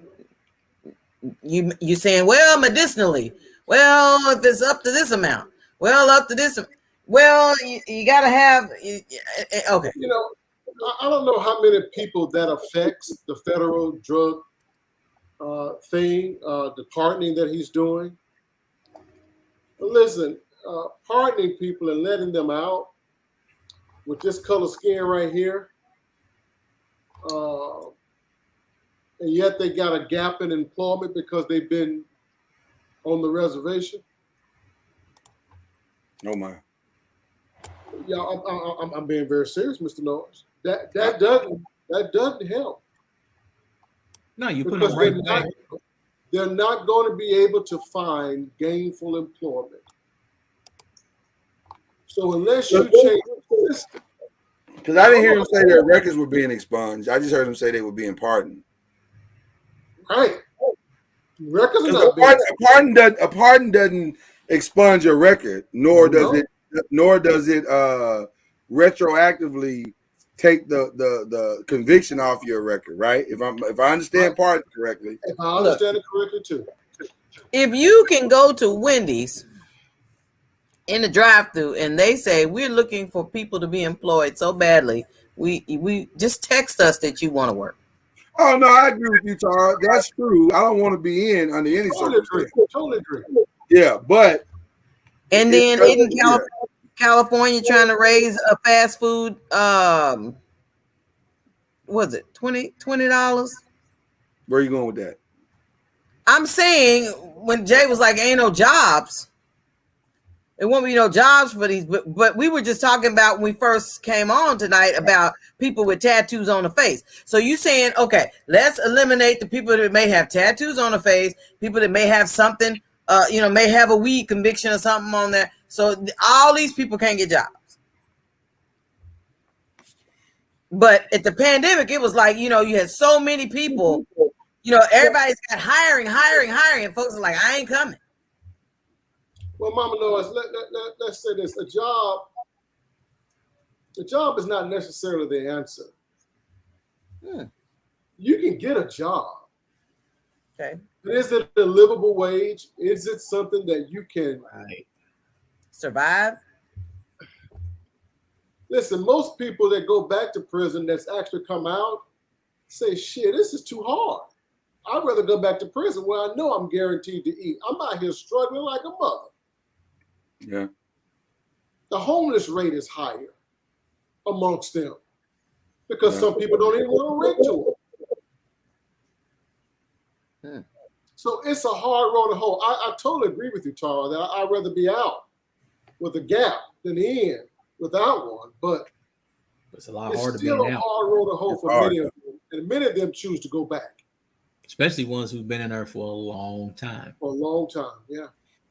The one that's not been there as long is a little bit different. Those ones who've been in there doing hard time for a long time, they become conditioned to that environment. Yeah, what they know. Yeah. Right. I just wonder.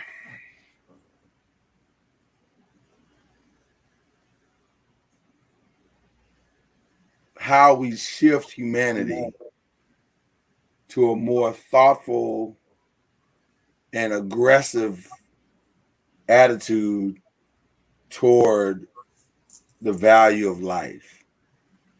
How do we do that? Because maybe we're focusing so much on the negative side of the problem. Maybe that's part of the problem.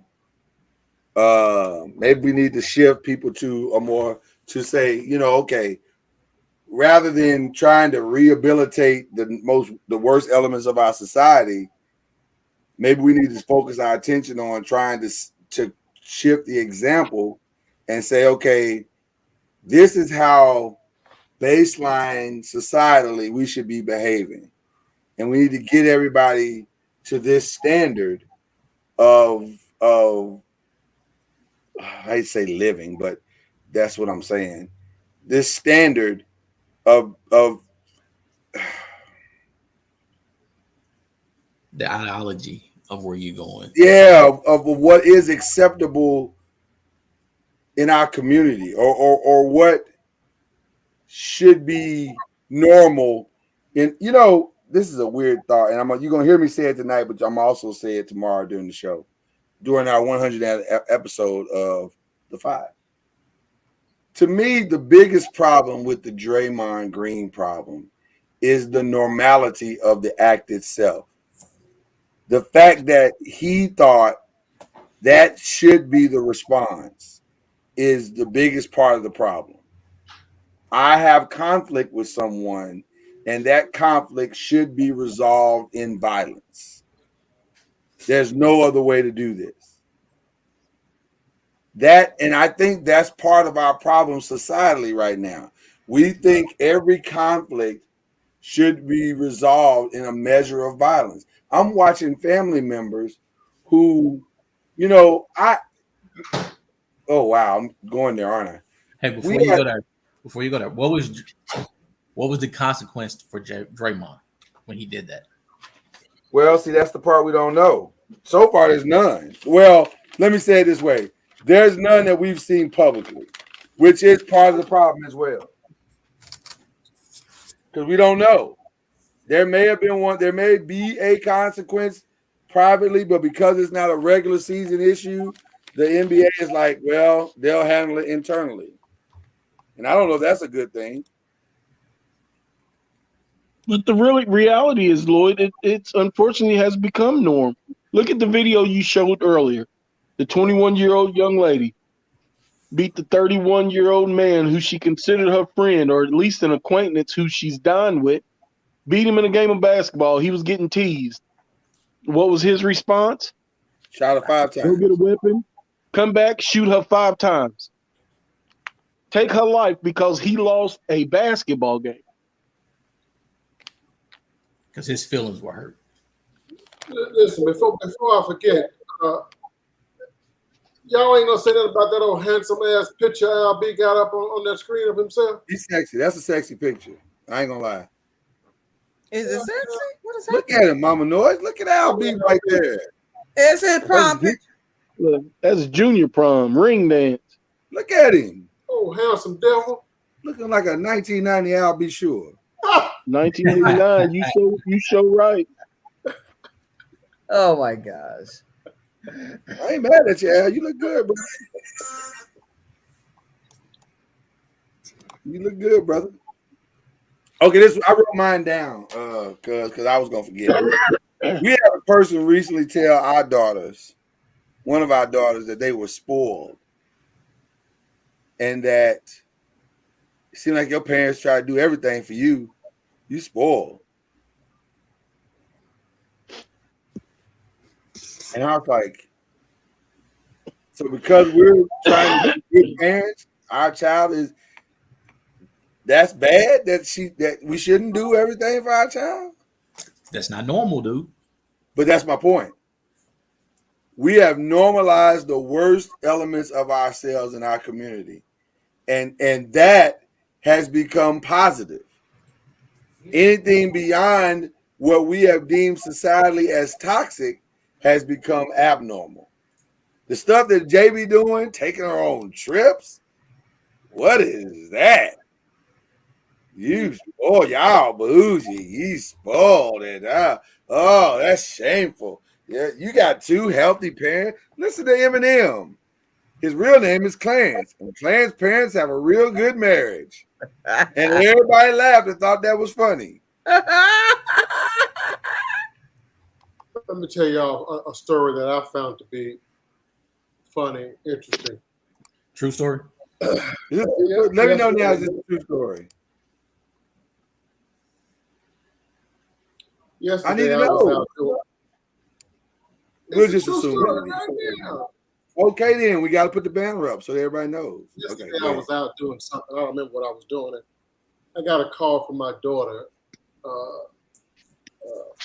Her mother is real hard on her. Her mama don't play no games. And sometimes my daughter just feels like she's at her wit's end. She just can't take it no more.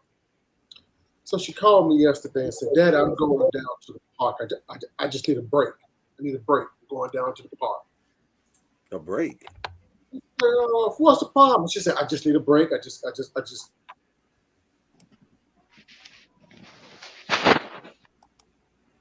You muted. You muted yourself. I don't know how you did that, but you muted yourself. You muted yourself, sir. You're going to have to unmute for us to hear any of this story. Oh, fuck y'all. It ain't our fault. You muted yourself. We can hear you now. And now you muted, Mama Noise. Can't hear that part was quick. Yeah. All right, let's pick up where you left off. Where did I leave off? No, pick up where he started. Pick up where you started. That's all we heard. Yeah, just start over. Oh, yeah, she wanted to go to the park because you niggas was getting on her nerves. Okay, yeah, right there. Go. There you go. Dang, savage out. So I come home and I say, I'm going to get home. We talk about it. So I come home and her car is gone. And so I called. I said, well, where are you? And she said, I'm at the park. I'm not in the neighborhood. I'm outside the neighborhood at the bigger park. I said, oh, it's right down the street. I said, oh, okay. So when she gets home, I call a family meeting. We had to have a talk about her frustrations. But after we finished our talk about her frustrations with her mother and so forth and so on, I said, now listen, I don't mind you getting frustrated. I mean, we all get frustrated. Sometimes you need a little break. I said, but the next time you feel like you need a break from your mama because you're so frustrated with your mama, I said, don't you take your ass in that car that your mama bought for you with your frustrations. You better walk where you got to go. Because what you ain't going to do, the car that she's paying for every month, you're going to go out there and drive it because you upset with her. Mm-hmm. I thought it was funny. But you know why that I love it. I absolutely love it. Makes perfect sense. You know why that story is important to this conversation? Because that, in a nutshell, is the Black community today. I'm frustrated, and I can't take it no more. Because y'all owe me, and y'all are frustrating me. But You're gonna look past all the other shit that we've done for you, and the fact that we carrying your black ass because you ain't got a job or a window to pour it out of, pour your piss out of, or nothing. You're gonna look past all that. And now we have raised up 2 generations who think they are owed everything. And when they are not properly compensated for said owing, they want to lash out and respond. Right. And therein lies part of the biggest problem we having right now.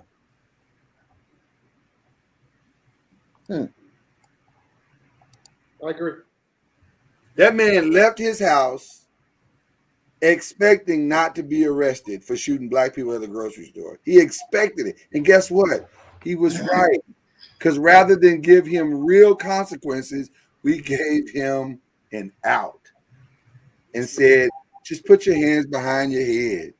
Or what's the South Carolina dude we took to McDonald's? Just get in. We'll stop by McDonald's on the way to the jail cell, and then we'll take you to booking while you eat your quarter pounder with cheese. You don't have to feel the pain of your consequence. You have mental, like you said, Ron, we have mental health issues. We'll work through those with you. But if you put a bullet in the chest, I bet he got the message then. Right. But interestingly, Jay, our daughters do the same thing. When there is a challenge they have with me, they go to their daddy. Well, that's and we have kids gonna try to play the parents against each other. And then daddy will call a family meeting. Because what you're not going to do is play both ends against the middle. No, we ain't doing that. Right. Totally agree. So we spoiled. Okay. And I'm spoiled. And I'm a grown woman. He'll tell you.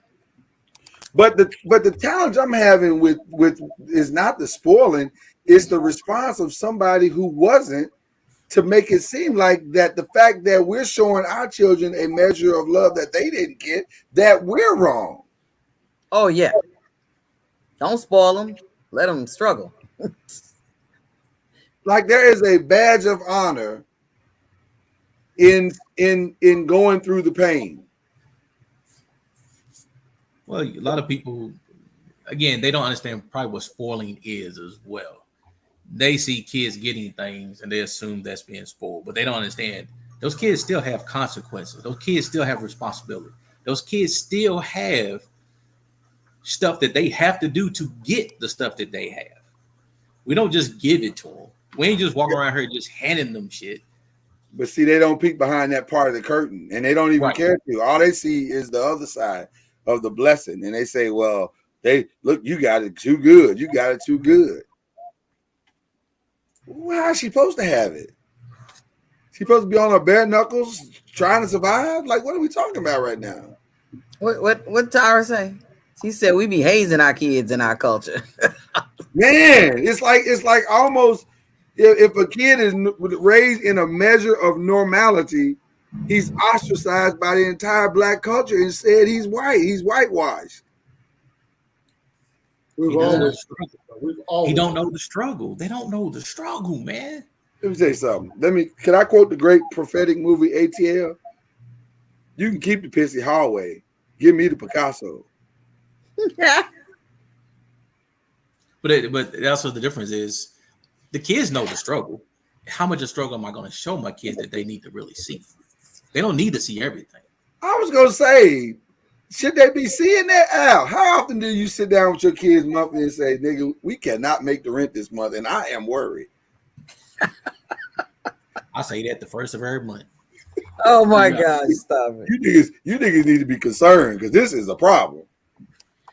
I'm quick to tell them LG&E was a zip code this month. Y'all nigga need to turn some lights off. But that's different though. That's different. Thank you, turn the light off, dude. Right. That's different. I'm saying we should our kids know every part of the struggle to the point where like I don't know. I just well I don't think so. Nah, they don't need to see it all. Do they need to see you fixing the struggle? They need to see you how you work your way through the struggle and get things taken care of. I think that's a good thing for them to see how you do it the right way. But they don't need to be involved in everything. You know, I keep thinking what my life would have been like if once I became a teenager and really got to pursue what it is that I like to do. And then, but my mama then was like, you old enough to work. You better find a place that's hiring. I love what Tara said here. Jewish children know their heritage, but parents don't send them to a concentration camp just to teach them to survive.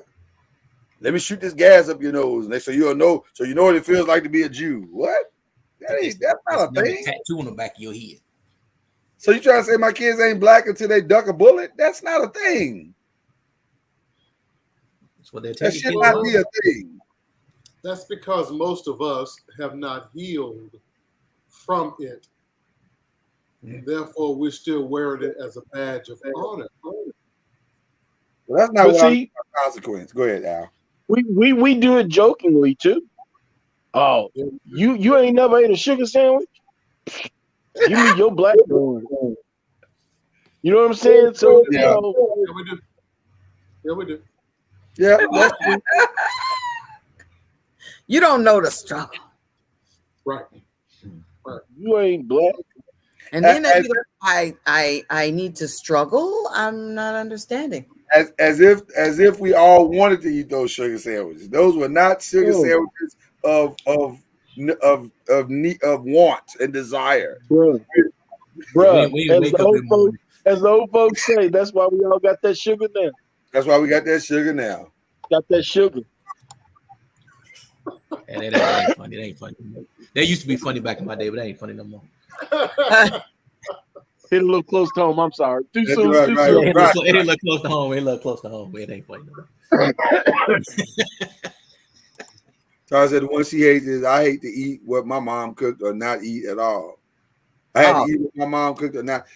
Well, that was a big one too. And see, that's why they said that to one of our daughters, is because like I asked them if I might be like, okay, well, this one doesn't eat this, so I'll make this. And it's like somebody else will be like, you trying to make this child something different? Why, like in other words, like Tara said, breakfast is as follows: this, that. And that's all that's being cooked in this kitchen. And ain't nobody, if you don't eat that, then you just ain't eating no breakfast. But what bad? It used to drive me crazy. I got a friend. She's got 2 children. And she also lives with her brother. And it is not uncommon for them to stop and get 4 different restaurants. And that used to drive me crazy until I realized, well, it ain't none of your damn business. But, there's no way I'm going to 2-3 different restaurants for dinner. Exactly. We all going to agree on a restaurant that we can get something out of, but I'm not going to 3-4 different restaurants. And they do it often. Like almost every time they go out to eat, it's 3-4 different stops. I'm with Al. I ain't doing that. Well, now I'm gonna tell you, I don't like doing that either. Even though Mama Noise will try to slip that in for me time to time. The only reason I'll do it though is if the restaurants are in close proximity. Like if they like on the same street, then I'm like, okay, well. But it don't be every time that we. But it don't be every time though. So, but I can't. I grew up in the era if living onions was cooked, that's all the choice you had. Living onions. Now, you can eat the rice with the gravy and the onions, but that's all. Okay, but can we get some fried chicken also? No. Now I agree with that. I grew up in that era too, but I was like dead. If I got to be forced to eat liver, I'm fasting. But there was an era that you had to do that, and the era taught you a lot as well. Mama knows what you saying, Mr. Win-Win? I see you down there. Mama knows you can roll your neck and head as much as you want to. What happened Your belly would have eventually spoken to you, and you would have eaten it. My belly said it's some mashed potatoes on the side, and I'll eat that, but I ain't eating no liver. No, we all went through it. You went through it? I did not eat it. What is wrong with you? hated vegetables. Period. Greens and peas, because we used to have to spend all day Saturday shucking and shelling them peas, and I hated vegetables. Oh, I love vegetables. I didn't care how much meat you put in them, but there were days when my mama wouldn't cook nothing but vegetables and cornbread. That's all she was gonna cook. Then I'd have been eating cornbread, but I was not eating no liver. Take your ass on the bed, hungry if you want to. That's up to you. Eventually, mama knows. But does that make it right though? No, it doesn't make it right. But you know what? Yeah. You know what, Mr. It doesn't make it wrong either. Yeah, it doesn't make it wrong. I mean, well, you know what? That's true. It's still a cost. You bet your ass, though. I'm not eating a slice of liver since I turned 19. Oh no, I ain't eating no liver. I didn't eat it then. Hey, I didn't eat it then. I'm not eating it now. But I do understand why they took the stand. See, we thought the stands was because they were being mean. The truth of the matter, they wasn't. They was taking a stand because that's all they had. Yeah, it's all they had. It's all they could afford. That's all they could afford. It was just liver and onion. That was it. I felt that. I felt the pain. It wasn't all we had. It wasn't all we could afford. But that was all she was gonna cook. Well, for us, I think it was like liver and onions was what they cooked. You know, they didn't budget for another meal to be taken out of the freezer to be prepared, and so you just got to either choose this or not. I'm like Mama Noiz. I sat there all night and didn't choose it. Shit. And Tara said it in the chat, and Tara, my mother, did that too. She tried to trick me and told me it was steak. And I'm just saying, you know what? What happened to honesty? Just tell me the truth. If this is not steak, it's not steak. You gonna say this is steak and it was liver, and then you want me to sit there and eat that? Listen, black parents gave up on honesty the moment they bought into the Santa Claus lie. Easter Bunny. It was like Easter Bunny and all that shit. They was like, nah, damn honesty. We gonna roll with this. Tooth Fairy. Like Louis Spree telling people it's chicken and gravy when it was rabbit. She did. She lied. She lied now. She lied. Well, at least they told you the truth when you was having turtle nuggets. Oh, yeah, but those are good, though. Nope. Turtle nuggets was delicious. I do believe that it is up to the parents to teach their kids about the culture. I don't mean they have to struggle, but I do believe that it's up to you to teach them to honor the past, to respect the past, and to respect the culture. I have done my best to do that in my adulthood with my child, who's never spent one day in the hood. But I want her to know what others have gone through and still go through, right. and to appreciate where you are and respect the culture. But to that same point, have we done such a good, and I use the air quotes for that, have we done such a good job with teaching about the culture that now we have an over respect for the culture to where we won't allow ourselves to build another culture outside of the toxicity of the culture we've established? Mm-hmm. Some of that shit ain't right. It just ain't. Listen, we can dance on it, but it ain't right. And we've made it like Al said, the badge of honor. Like it's like Cub Scouts. You get a badge for sugar sandwiches. You get a badge for syrup sandwiches. Where's your ketchup sandwich badge? Oh man, you didn't stay long enough. What? That's not a thing. I don't. You know, I don't think we actually teach the culture. Well, what do you mean? You have to if you're not around it. You have to teach, but I don't think people are actually out there teaching the culture. I don't think these young parents are teaching the culture that we're talking about. I'm listening, Ryan. I really don't. I don't think they're out there talking about sugar sandwiches and ketchup sandwiches, because even though we talk about it and we joke about it, we don't consider it a badge of honor. We're talking about how humble we were growing up, and we had to deal with that stuff. We learned from that. We know I don't want to go back to a sugar sandwich. We taught our kids, hey, look, we got to do whatever we got to do to make sure we don't go back to sugar sandwiches. Right. We teach our kids that part of it. We're not teaching it as a badge of honor. Some people are, Ron. Now let's be real. Now I think they're teaching the violent parts of our culture as a badge of honor. You got to be hard in the hood. Don't let nobody come take nothing from you. Don't worry about fighting. We're teaching that aspect of the hood. I don't think we're teaching that humbleness that we were taught growing up. No, I agree with that. I do agree with that. I think we've left out some of the more critical parts of growing up in the hood. One, I think we've left out the sense of community that we had. Family, taking care of each other. Right, the family aspect of that, community and family. I think we've left out the standards by which we will raise our families in the late 60s and early 70s and even in the mid to late 70s. There seemed to be a greater standard by which we would raise, or by which young people would function in the community. You couldn't just be wild and out of control and be caught by an adult and it'd be okay, or somebody ignore it. I know the community that we grew up here in Pine Bluff. If I got caught 5 streets down doing some dumb shit, by the time I got back home 5 streets up, that had already made its way back and I was in trouble. So that sense of togetherness, that sense of we're raising this village together. I don't, we have the old saying of it takes a village to raise a child. I'm not sure that's true anymore. I'm not sure the village is involved anymore in raising the child. It still takes a village. You just have to find different players to help be your village. It's no longer it's no longer your sister. It's no longer your aunt. You have to find people in the community to be a part of your village. When you lost Big Mama, you lost the village. You got to work a lot harder to build that village, man. You have to work hard, but you have to develop those relationships.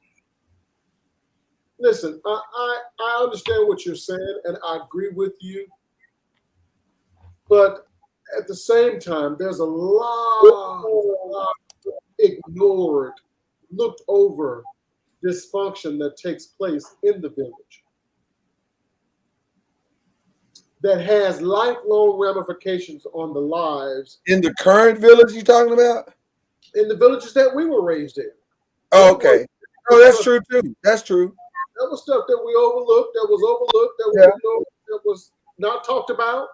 The village wasn't flawless. The village has never been flawless. I'll agree with that. I'll agree with that. Right. So that was a lot of stuff that was going on, but we were a part of the village because we were family. You had no other choice, really. Your aunts were your aunts. Your uncles were your uncles. Your cousins were your cousins. You had no other choice. Now, as adults, outside of the village, we are picking and choosing who is in our village. So hopefully with that choice, you're making better choices of what your kids are actually seeing and experiencing. Hopefully. But I want to say this, then I'm gonna shut up just for a second. Okay. It's a tough one, Mama Noah. Don't do that. Don't do that, Mama Noah. Listen. My family and I are blessed by God to be able to live wherever we want to live within reason.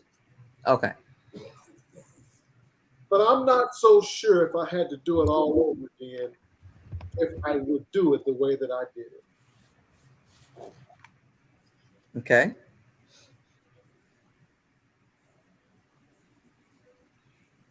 We made choices. And we pick the people in our circle. But I'm not so sure I would have chosen everybody that ended up in the village.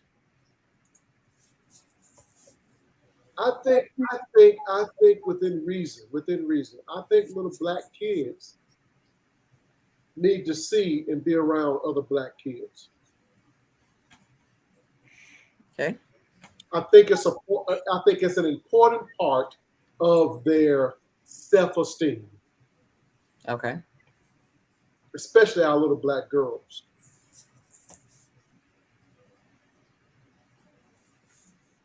They have to. They struggle to a degree.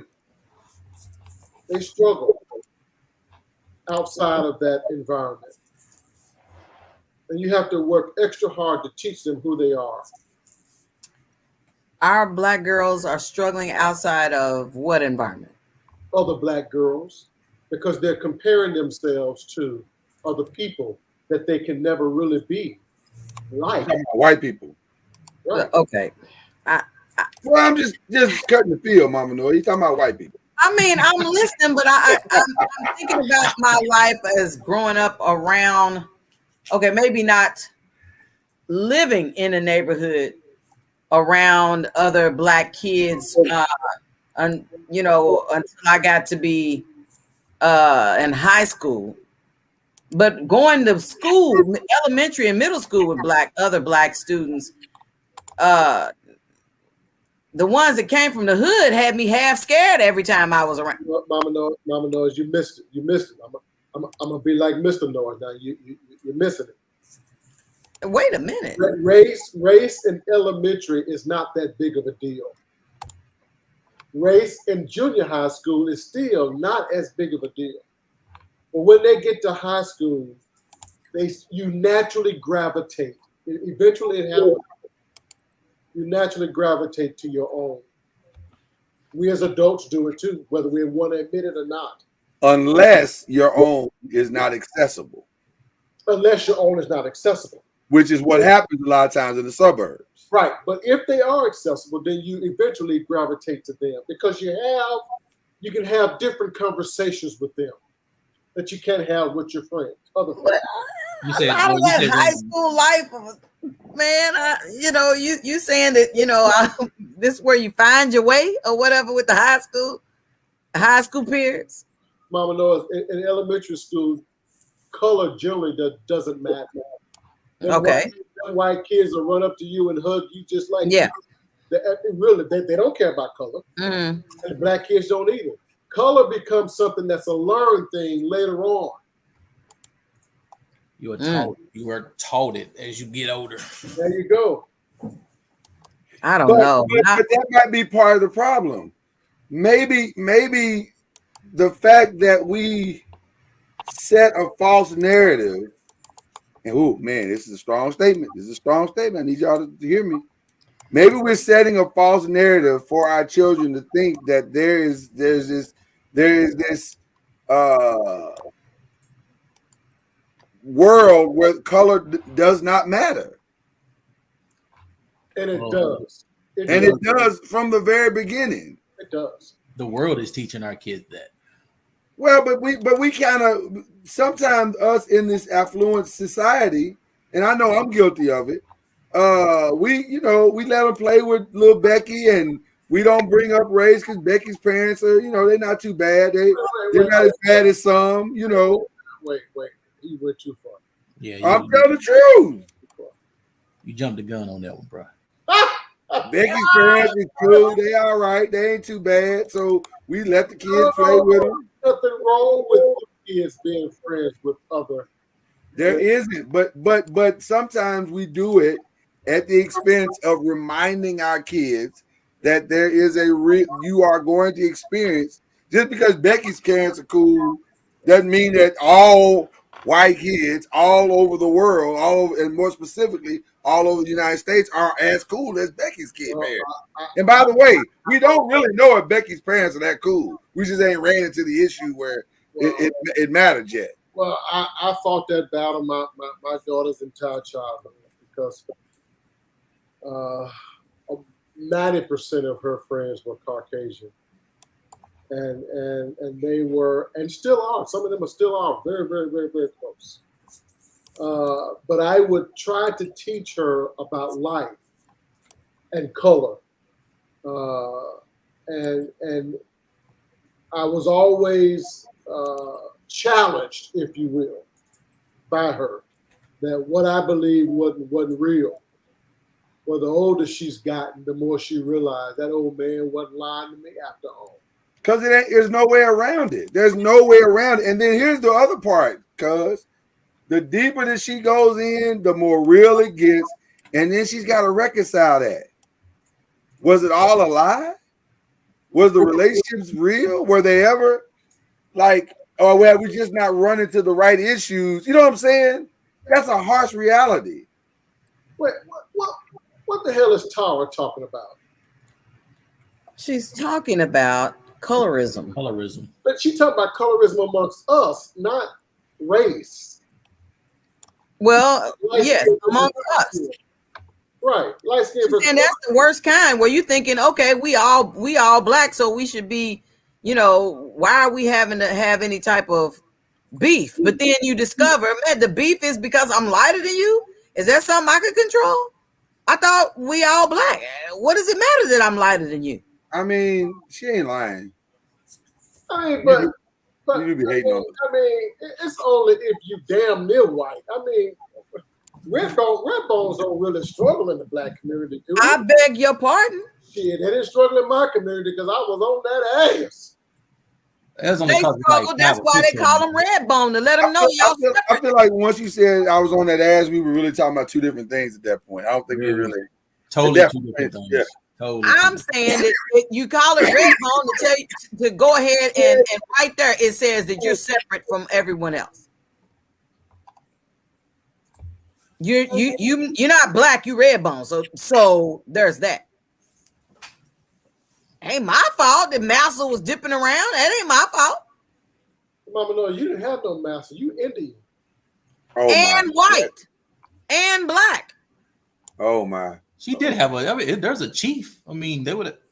Oh wow. This escalated quickly. I didn't see it. You know what? Man, that was racist. Like there's just so much Mandingo in his side of the family that there wasn't a my noise. IMTV. Savage! I'm a savage! What's going on today's show at the end? I know you had all that in you. Oh, Jesus. You all fucked up. You know what? He's so wrong for that with Mama Noise. He's wrong for that one. I got to stick up for you on that one. He's wrong for that one. All right, out here like Oprah talking about all my life I had to fight. Like, what is going on? Oh, I don't want to hear that bullshit. She said she had hands. She was putting hands on folks. Here. I'm looking at Tara's picture. Tara didn't want nothing. Them guys would all hug like right on rice, like stink on shit. What? Come on. Oh, wow. Oh, listen, in the black community, opposite attracts for the most part. Am I right or am I wrong? Y'all nod up or down for the most part. Yeah, that's why black dudes go to white girls. I mean, opposite do attract.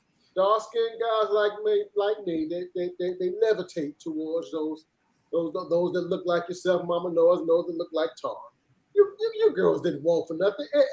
Every time you left the house, somebody would say, hey, girl, what's your name?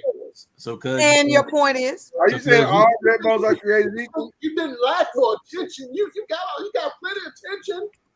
I don't think that's true. Shit, it's true, Mr. No. They got plenty of attention. Was it good attention though? That's right. I think you're assuming that all red bone is created equal. No. There are some ugly ones, and I look at them and say, Lord, what is ugly? I didn't say ugly. What the hell? Ugly. I said, Lord Jesus, what a waste. I'm serious. I agree with Tara what she's saying. I got in a fight before because some guy looked at me. What did I didn't do nothing to provoke him looking at me. He looking at you. Why ain't you checking him? Check him. Why are you over there looking at me? But they were I drifted off. You guys were the Deion Sanders of the community. They were jealous of you guys. That's why they was running up on you. Look how we pulled it all together today. That was good, y'all. But you said, well, y'all didn't want for nothing. We wanted to be left alone. In our average home. I don't know what's happening right now. Other females would be giving us the business like it's something we did.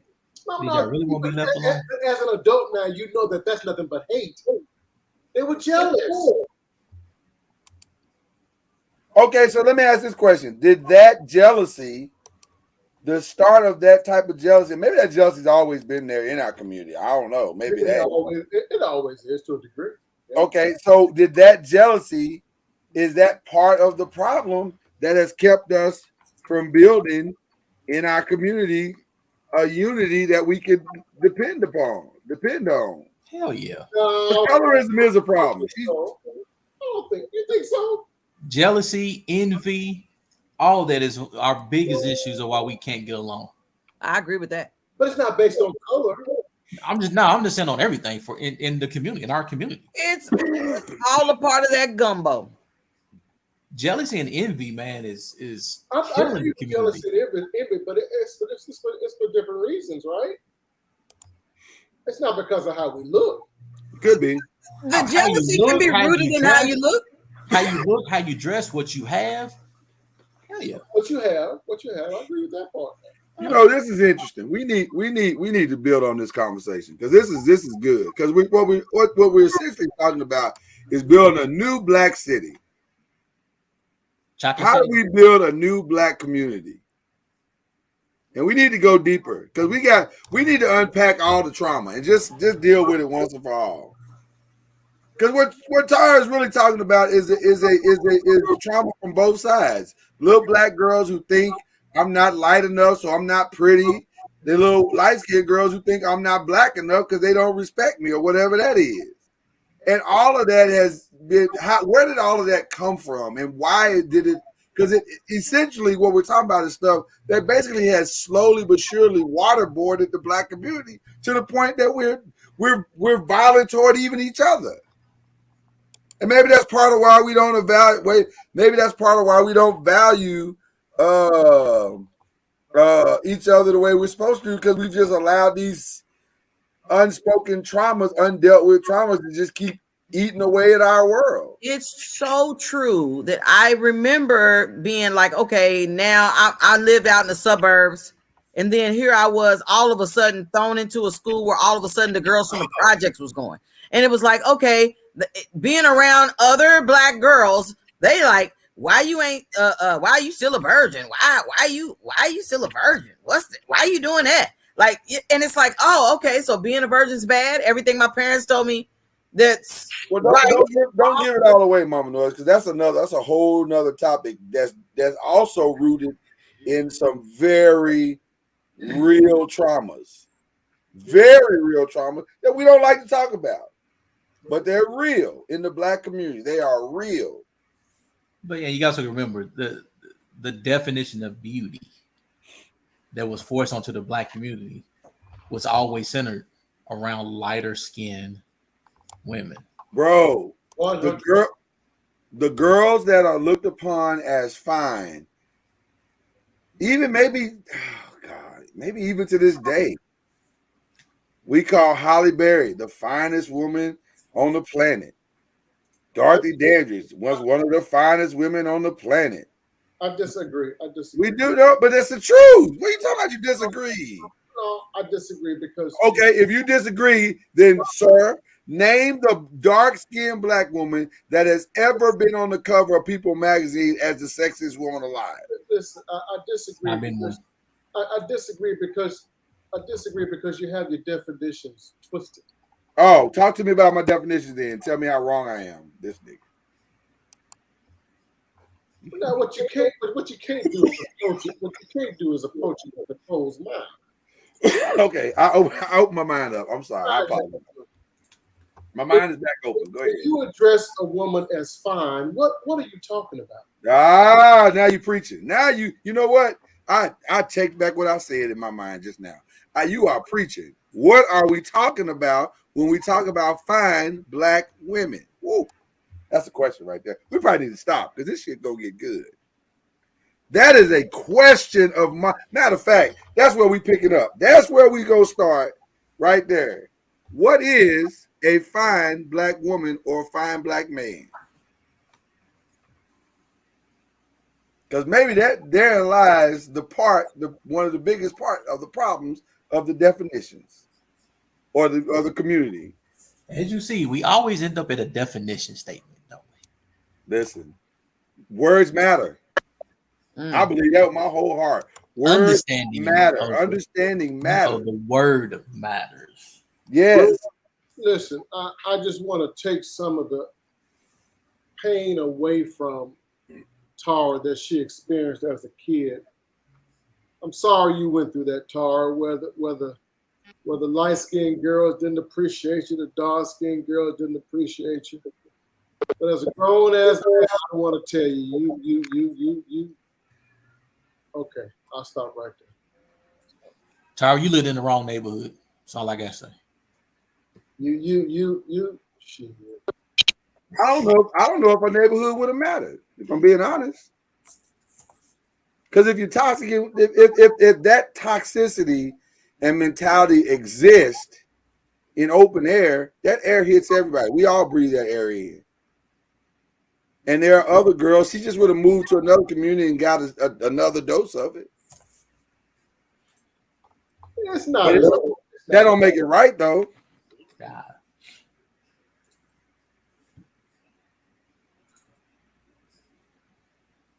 Ooh, this is what is the definition of fine black woman? Is there a definition? What do you consider to be a fine black woman? Please, see her in a uniform working. Woo. Let's not discuss her intellect, her brains, and her eye. Let's not discuss that. Let's talk about what is fine black woman. Yeah, you're separating what is beauty versus what is fine. There you go, brother. Two different things. There you go. Bingo, pow. Cha-ching. I have never in all my days considered Holly Berry to be the finest black woman out there. What? Never. He said most beautiful black woman. Fast receipts. Mama knows you gotta get your definitions together. You gotta get your definitions. Definitions are twisted. Like that's that old definition of strong. What it's the same thing. It's gonna be a good conversation. I can see it. Mr. Ron, in your head, who you consider to be the finest black woman out there? Who the finest? The finest black off the top of your head. Now don't go too deep with it. The finest black woman out there that you know of, that we would all know of. Put it like that. Oh well, I don't know if we all know her. And I ain't gonna. We on camera. Okay. Yeah. I'll take it back. Never mind. So these will be receipts. These are electronic receipts. These are receipts right here, boy. But if I had to pick one that I would say everybody knows, and I don't know her, but just the way that she presents herself and how she does things, I still say Michelle Obama is one of the finest black women out there. The way she handles herself, the way she yes, Mama knows it's time for my medicine. Time for medicine. The way she handles herself, the way she moves. I mean, there's not much I've seen, even reading the stuff I read about it, that tells me she's nothing other than a fine black woman. And it's not all about her looks and her body. I mean, it's everything. Michelle Obama would still be fine with a small ass. What just happened? I'll be upset, but she still would be fine with a small ass. With a small ass, yeah. Oh, damn. I'll be upset. What in the world? Savage! I'm a savage! Oh! She would still be fine with a small. I don't think I've ever heard anybody say that out loud. You're still fine with a small ass. That is a wild assessment, sir. But it's funny though. I like it. All right, y'all. We got one quick commercial we got to show, and then we out of here. Where's the commercial? Production? Can you find the commercial and show it? Like, where is it? Did we lose it? What happened to the commercial? Mama Noise, what'd you do at the commercial? Damn, you blame Mama Noise for it. No, I'm not blaming. I'm just asking her where's it at. No, it sounded like a blame. I'm not blaming you. I gotta turn my alarm volume down. Okay, there it is. I see it. There it is. Okay.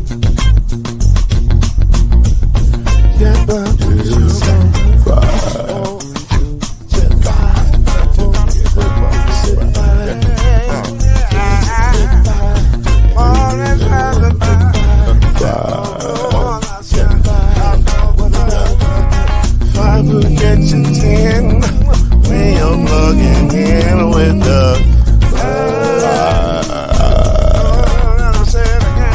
there's no mystery. Let's make history with the off the throne.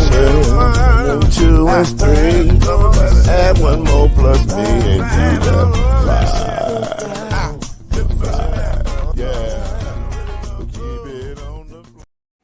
100, man. 100? 100, man. Crazy out here in these streets what Noise Media is doing. 100. So there it is. All right, people. It's been fun.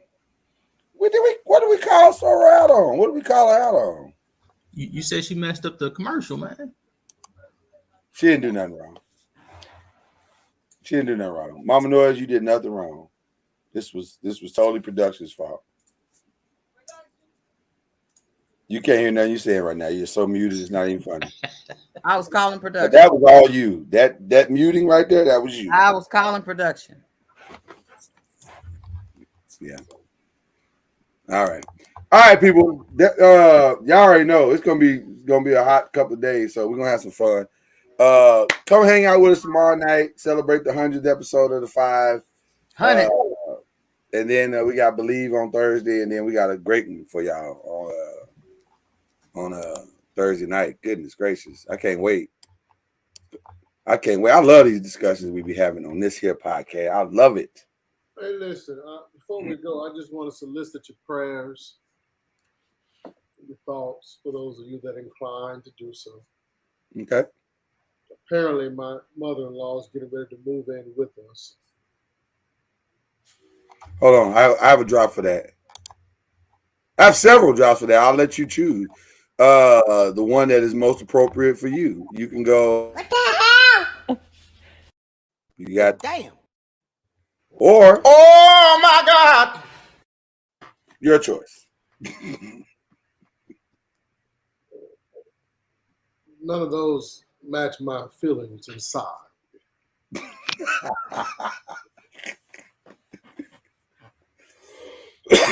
It's greater than that. Wow. Oh, he's loving the fact she's moving in. Now I know this would match what Ron just said. Hell no, can't do that. That's probably on point right there. She's supposed to be coming. Oh my gosh. She's supposed to be coming for a 3-month visit, but she told us the other day she's not planning to go back. Wow. When she said that, did you immediately turn to your wife and say, Let me out. Nah, yeah, I can load it. It's the "What are you doing?" meme when he looked at it. Oh yeah, what are you doing? What are you doing? Oh my goodness. So she comes tomorrow. That's right. Tomorrow. Wow, this came fast. Yeah, that means she'll be here just in time for Christmas. So when she comes to the front door, just hit her with that. What are you doing? You gonna have a Jamaican Christmas? Thanksgiving? They said it's written on your face. That's funny. It's written all over This is happening like for real. Like this is really happening. Like y'all in there putting like blankets together and towels and shit, and like this is happening. We're out. So I need Al be on her because are you gonna put her in the East Wing, West Wing? Where's she going? Y'all have a good night. No. Okay, we'll talk about this offline. Don't be blaming. It was Kyrie. We'll talk about this offline. Y'all be good. We'll be right back on tomorrow. I do want to know some things. I got questions, so I'm gonna ask my questions. Shoot.